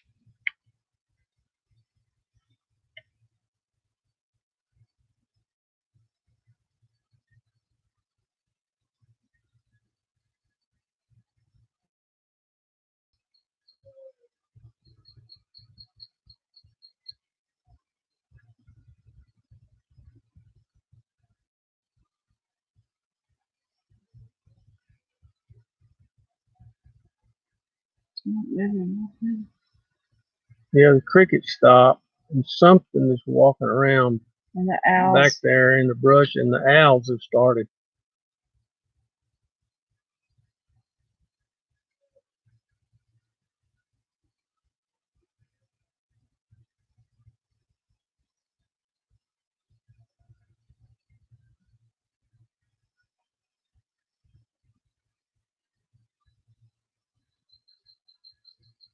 Get a little spooky out here, guys.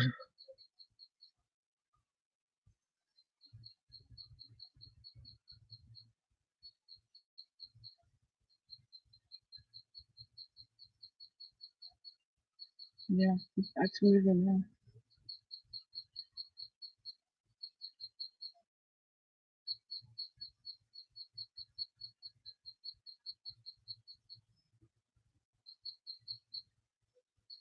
Sorry we're being so quiet, guys, but we're trying to listen. There's something moving around. That's that fake owl that we're hearing. There's something moving around in You're the brush. right, William. That's the fake owl that we hear. There's something moving around behind us back there. What do you It may be a armadillo. It may be a deer. Nope, that's not an armadillo. That's not an owl. It's something trying to sound like an owl.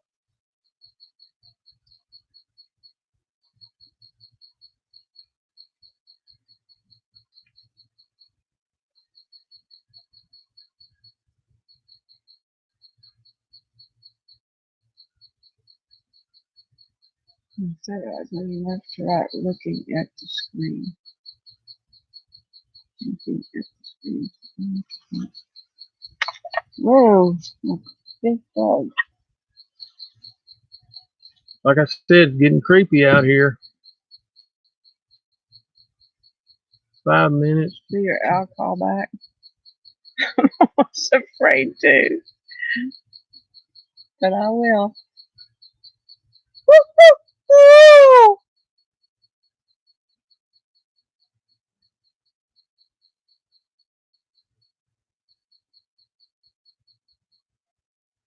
Thanks, William. You stay safe too.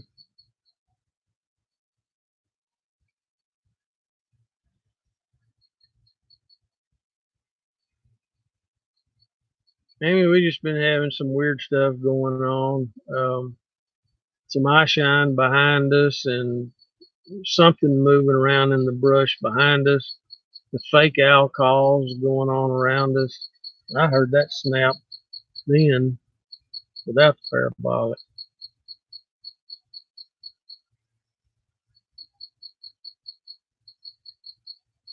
No, Brooks, we're not flooded here. Thankfully, this part of Oklahoma hadn't flooded yet.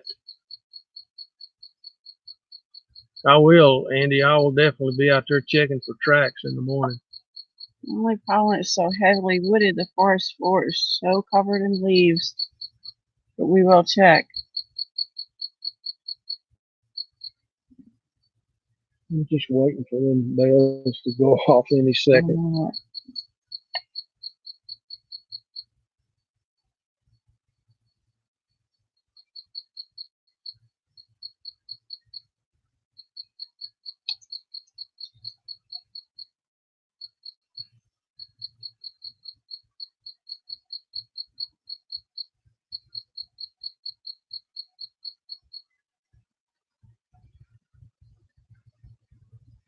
Shane, I've got uh, a light Stand up now. that I can. It's a stand-up light that I can position different ways, and I tried to get it turned where we weren't just flooded with light, but Yeah, there's a couple of big birds, bugs of some kind. Just one hit me in the head a while ago. yeah, that's the only thing bad about having a light source out here is the bugs are attracted to it. And I tried to put it far enough away that it doesn't. We have our trusted thermocell. Yeah. I don't have one of these. Go buy one. I have not been bothered one bit by mosquitoes tonight. Yeah, give us a call, Thermocell. We'd like to promote your products. So I have to apologize for Bill. Last week he kept saying, "Oh, you sent Armor All instead of Under Armour." Instead of Under Armour. Yeah, you blew that. I don't think they'll be calling us.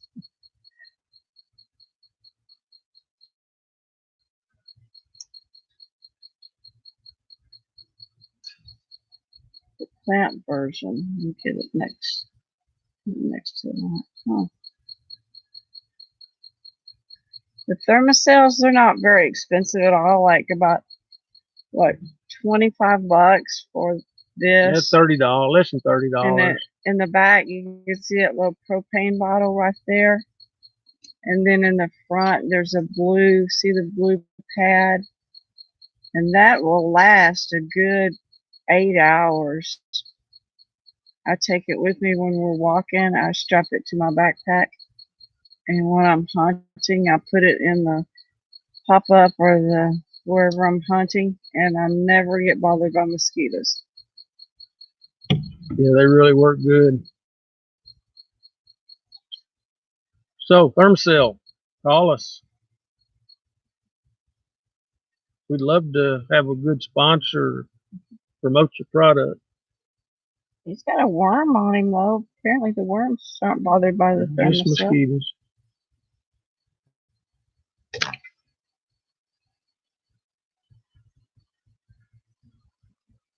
We've got a candle burning.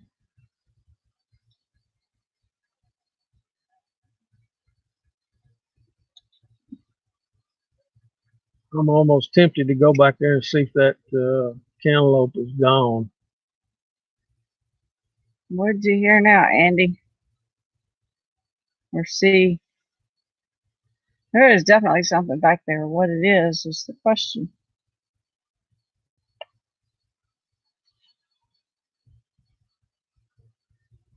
I heard a break. Yeah, I've been hearing what we call snaps the last 30 minutes. Don't go. You don't want me to go? I sure would like to know if that cantaloupe is gone. If the cantaloupe was gone, that bell would have gone off. You could pull on it and see if it pulls back.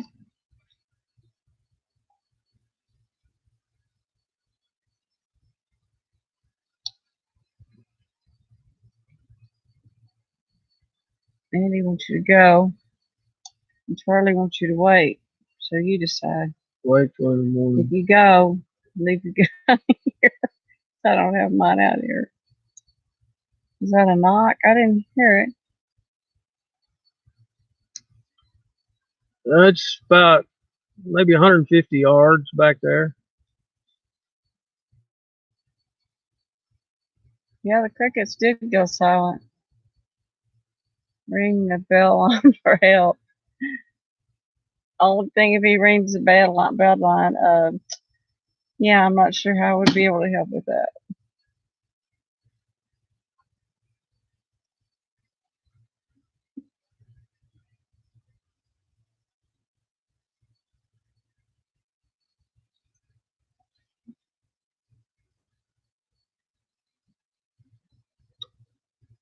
Good little night stroll, you think?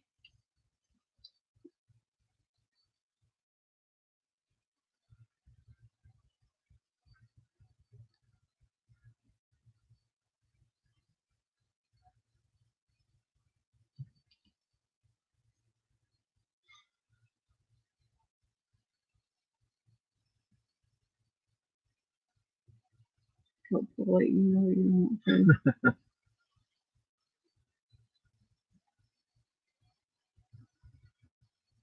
Guys, are we keeping y'all too long?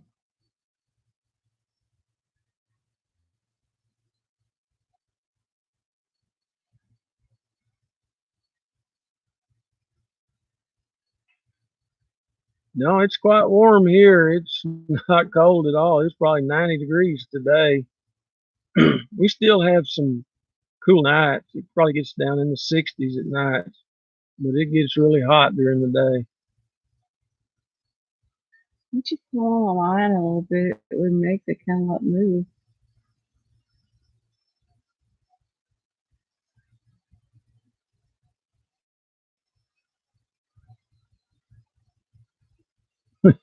Sit here all night, Shane.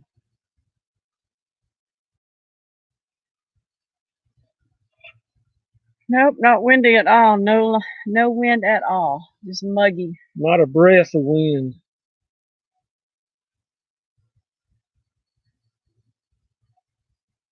Don't worry, I will lock myself up. What are you doing? I'm gonna go pull on that line a little bit.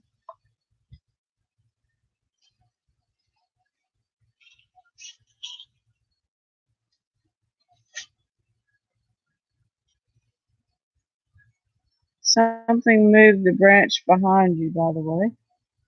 He's fixing to pull on that line and see what happens.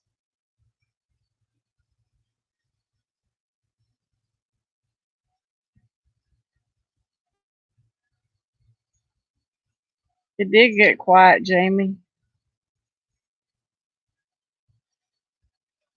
Remember I told you it was really loud? It got quiet. Did you pull on it? Mm-hmm.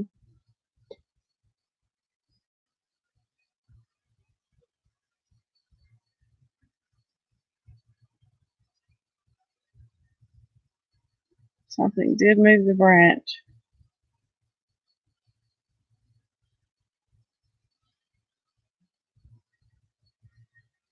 Bill, that bell is moving.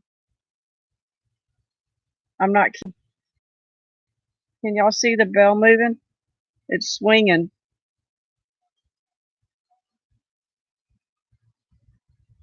Can y'all see the bell swinging?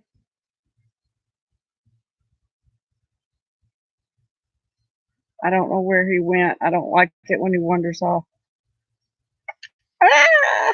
Don't talk about crawling. That creeps me.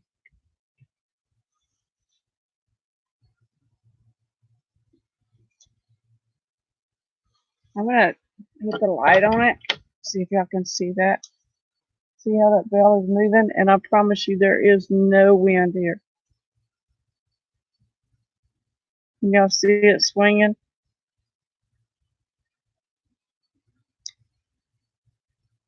Can you see that bell moving? Mm-hmm.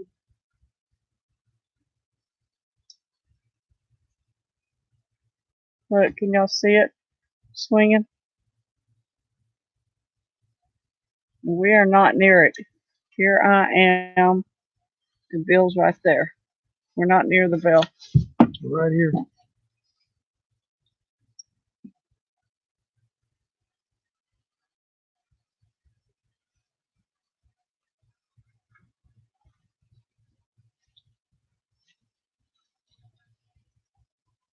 Point the parabolic toward the camp.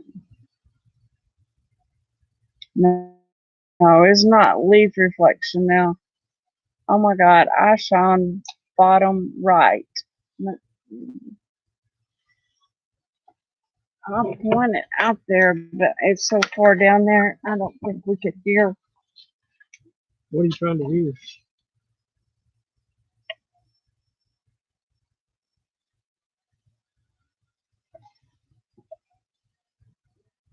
It's still moving.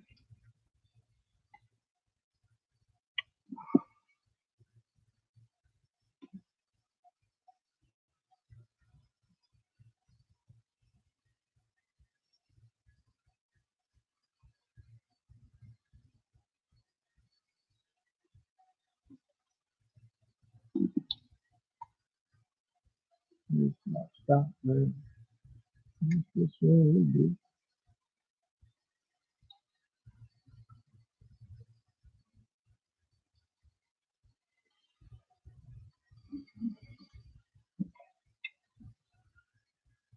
Yeah, something might be messing with it. I'm not sure. I am pointing a parabolic toward the cantaloupe, but I don't.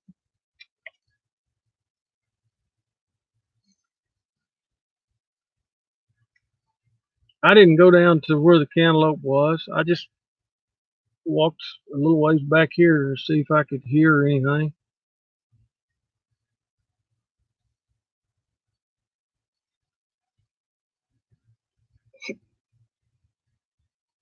It's still moving. Very faint, but it's moving. Cryptid 559, thank you so much for coming in. Still seeing the shine when Bill moves.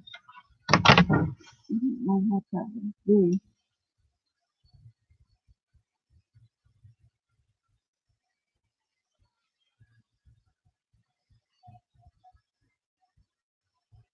Yeah, he pulled the string, but that was a while ago.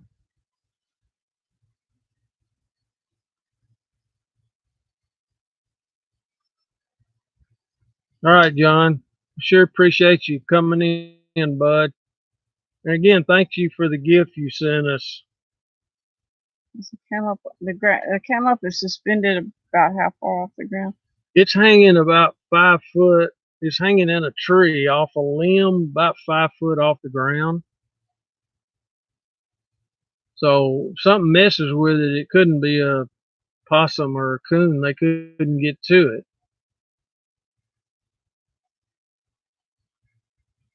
John, if you leave, something's going to happen. It's not moving now.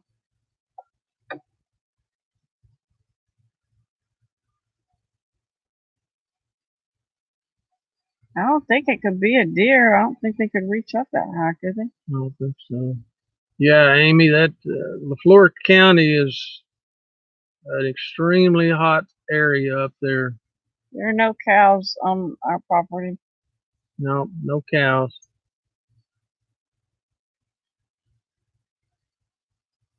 Would it still be settling from you pulling it? I don't think so.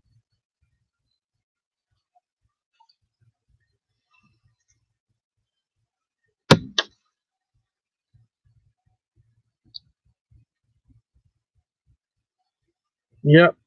Yeah, Cheyenne, you're right. If you were to leave, all heck would break loose. Maybe they are saying hello, Andy.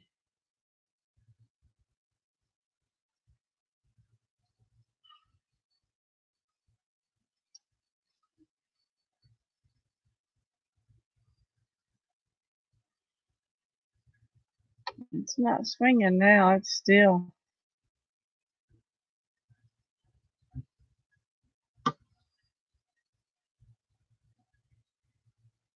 I don't like it when y'all say they're creepy crawling. Reminds me of that Manson murders where they would creepy crawl in the house.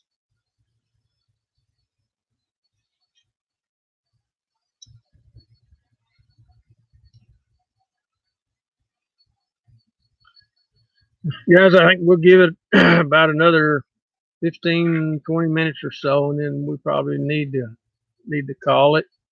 I got more carpentry work I got to do in the morning.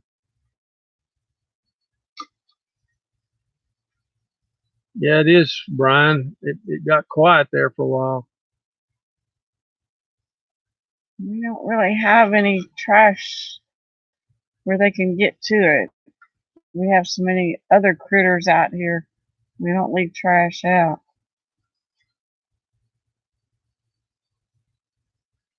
No, we don't leave trash out for that very reason, Amy.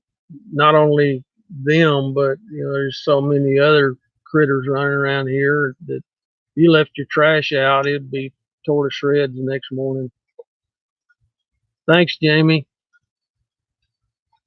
Thanks, Donna. We appreciate you coming in.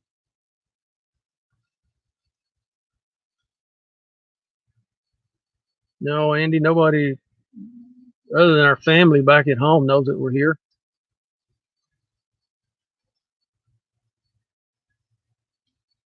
We don't know of any bears on our property. That's not to say that they're not. We do have bears here in southeastern Oklahoma, but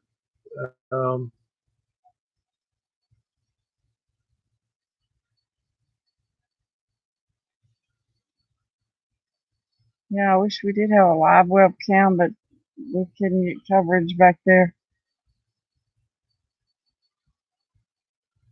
I don't think it would be any locals. I mean, there's just no one that knows we're here. and no one could really get up in here, Andy.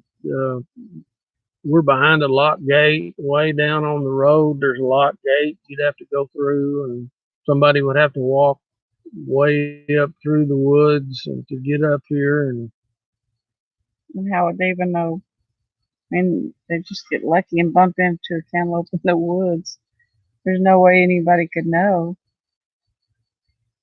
We didn't broadcast it till we went live.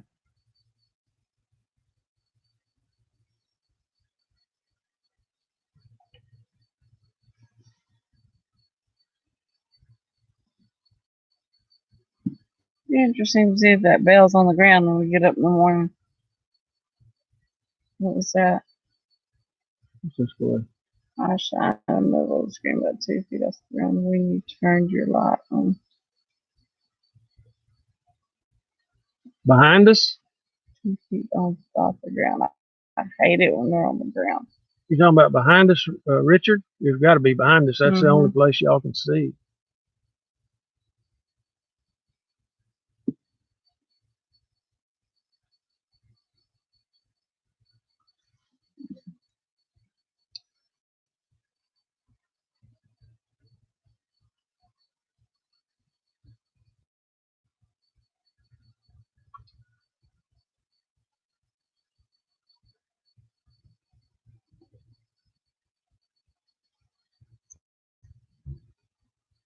Possible possum, I think.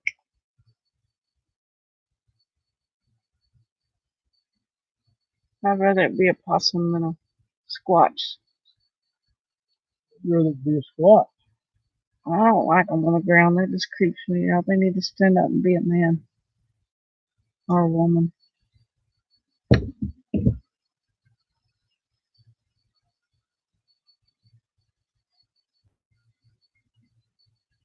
Yeah, Carol, we're hearing stuff, noise. Some folks are seeing eye shine back here, and we're hearing a lot of movement in the brush back here behind us. Don't really know what it is.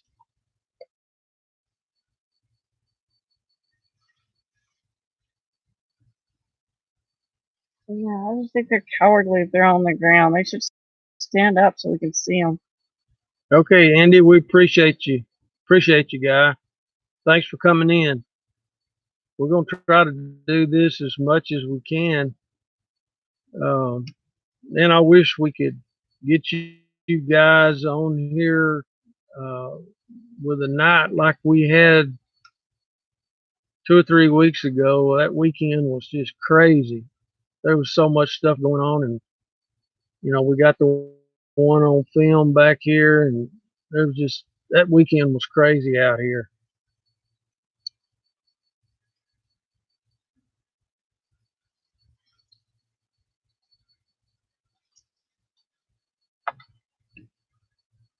It makes sense that they would be curious what's going on up here, and that they would come closer than they're normally comfortable.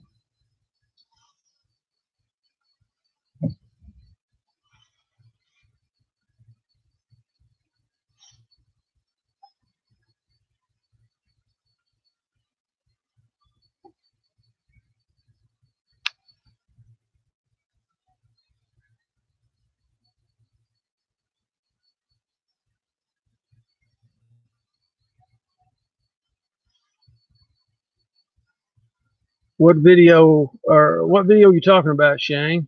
Perhaps in Clayton. Mm-hmm. I don't know if she's seen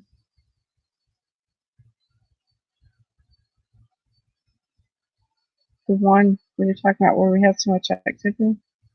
Oh, Shane, title of the video is this the Sasquatch that threw the rocks?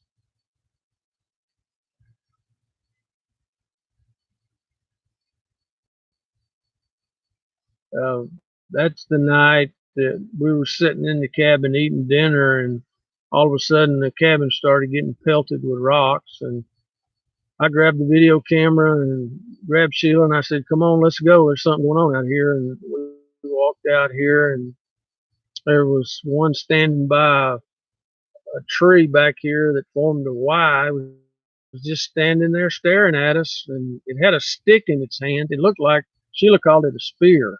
It had a long stick in its hand, just standing there staring at us. But it's entitled, Is This the Sasquatch That Threw the Rocks?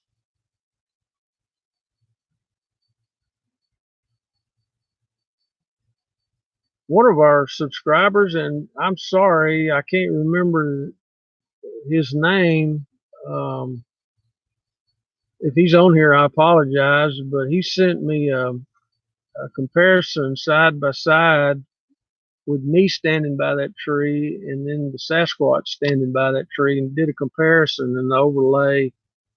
And it looked like it was about 6 inches taller than me. And I'm 6'2".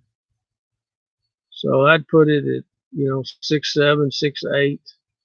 That's the reason we thought it was probably a juvenile. And probably this is his footprint.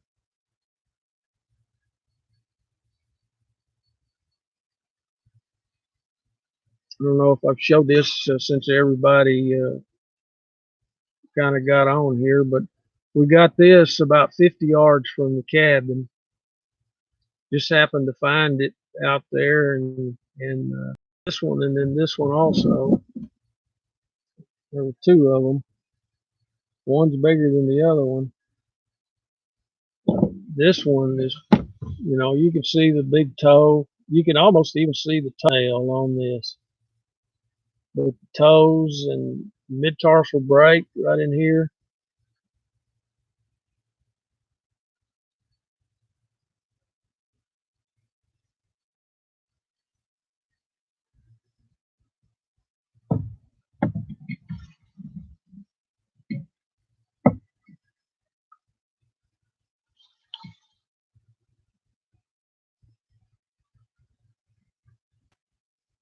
That's the first time you've seen it, Brian?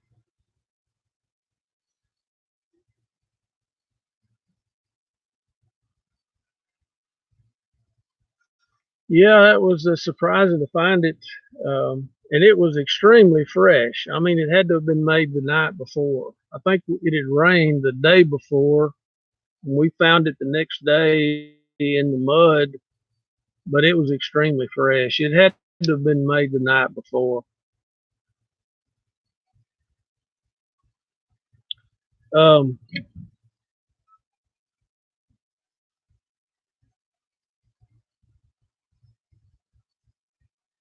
you can actually see some of the derm. I know y'all can't see it, but you can actually see some of the dermal ridges right here on the big toe.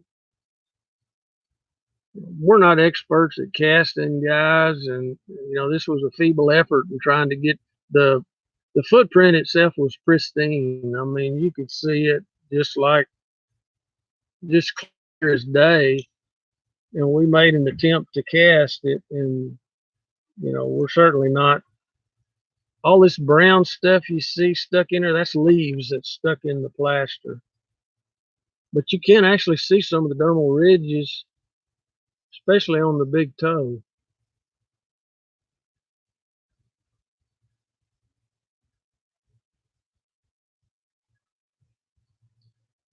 Kyra, that's a cast we did of a footprint that we found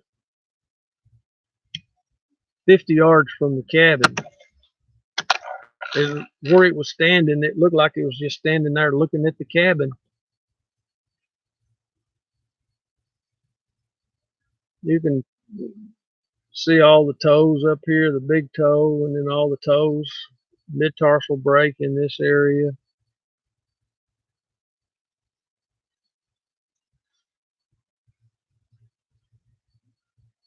You bet, Jim. Absolutely. We're going to get better at casting as we go along, but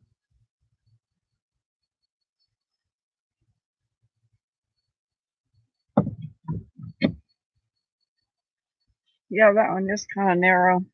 That's why we think it's a juvenile. yeah, it is. It's only about, I guess, across the main part here is probably maybe 5 inches. The entire print is about 14 inches long.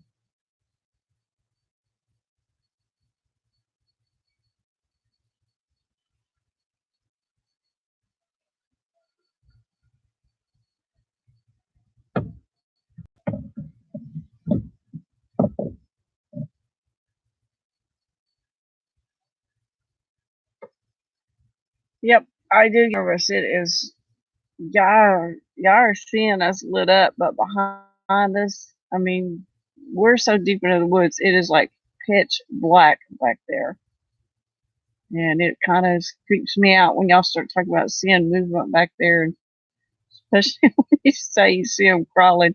I don't know why, but that just creeps me out just to think about them crawling back there. Sasquatch Omega, is that your channel name? Sasquatch Omega?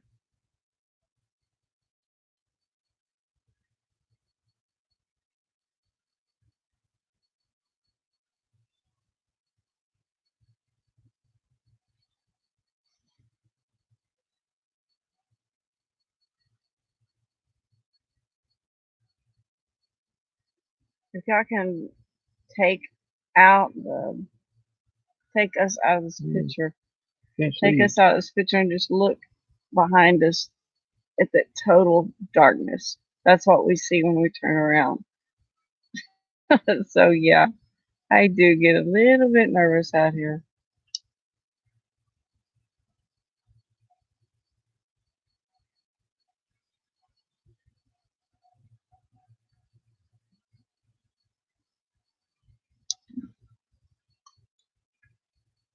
Whoop.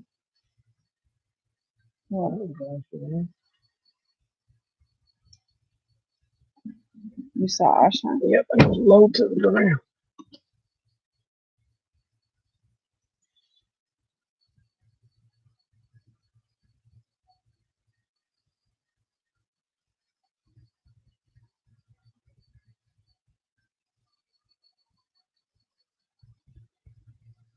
Yeah. You hear it? Mm-hmm.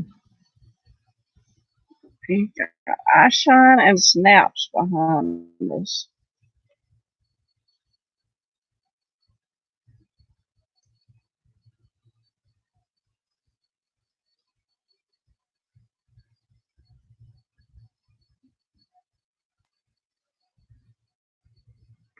Something moving back there. And here he goes.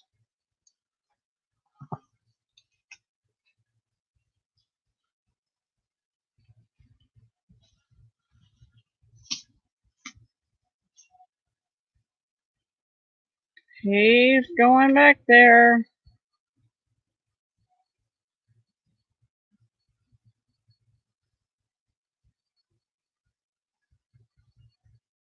You left your camera.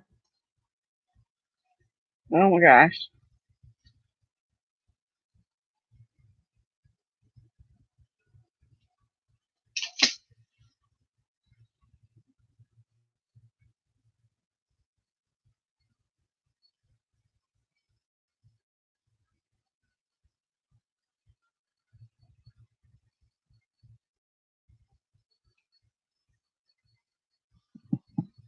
Oh my gosh. Oh my gosh.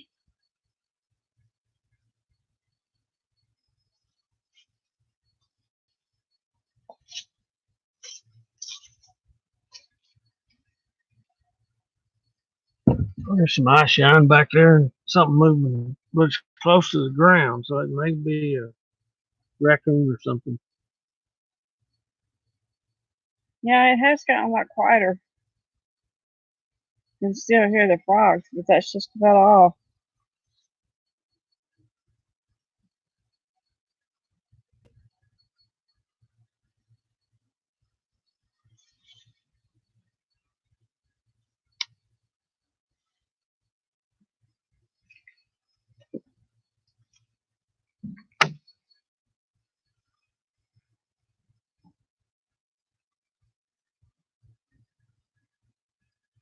Haven't heard the owl sounds in a while, Brian. There for a while, they were just going off like crazy when we first started hearing the movement back there. But They flattened down. No, there's no way it's teenagers. Nobody can find this place.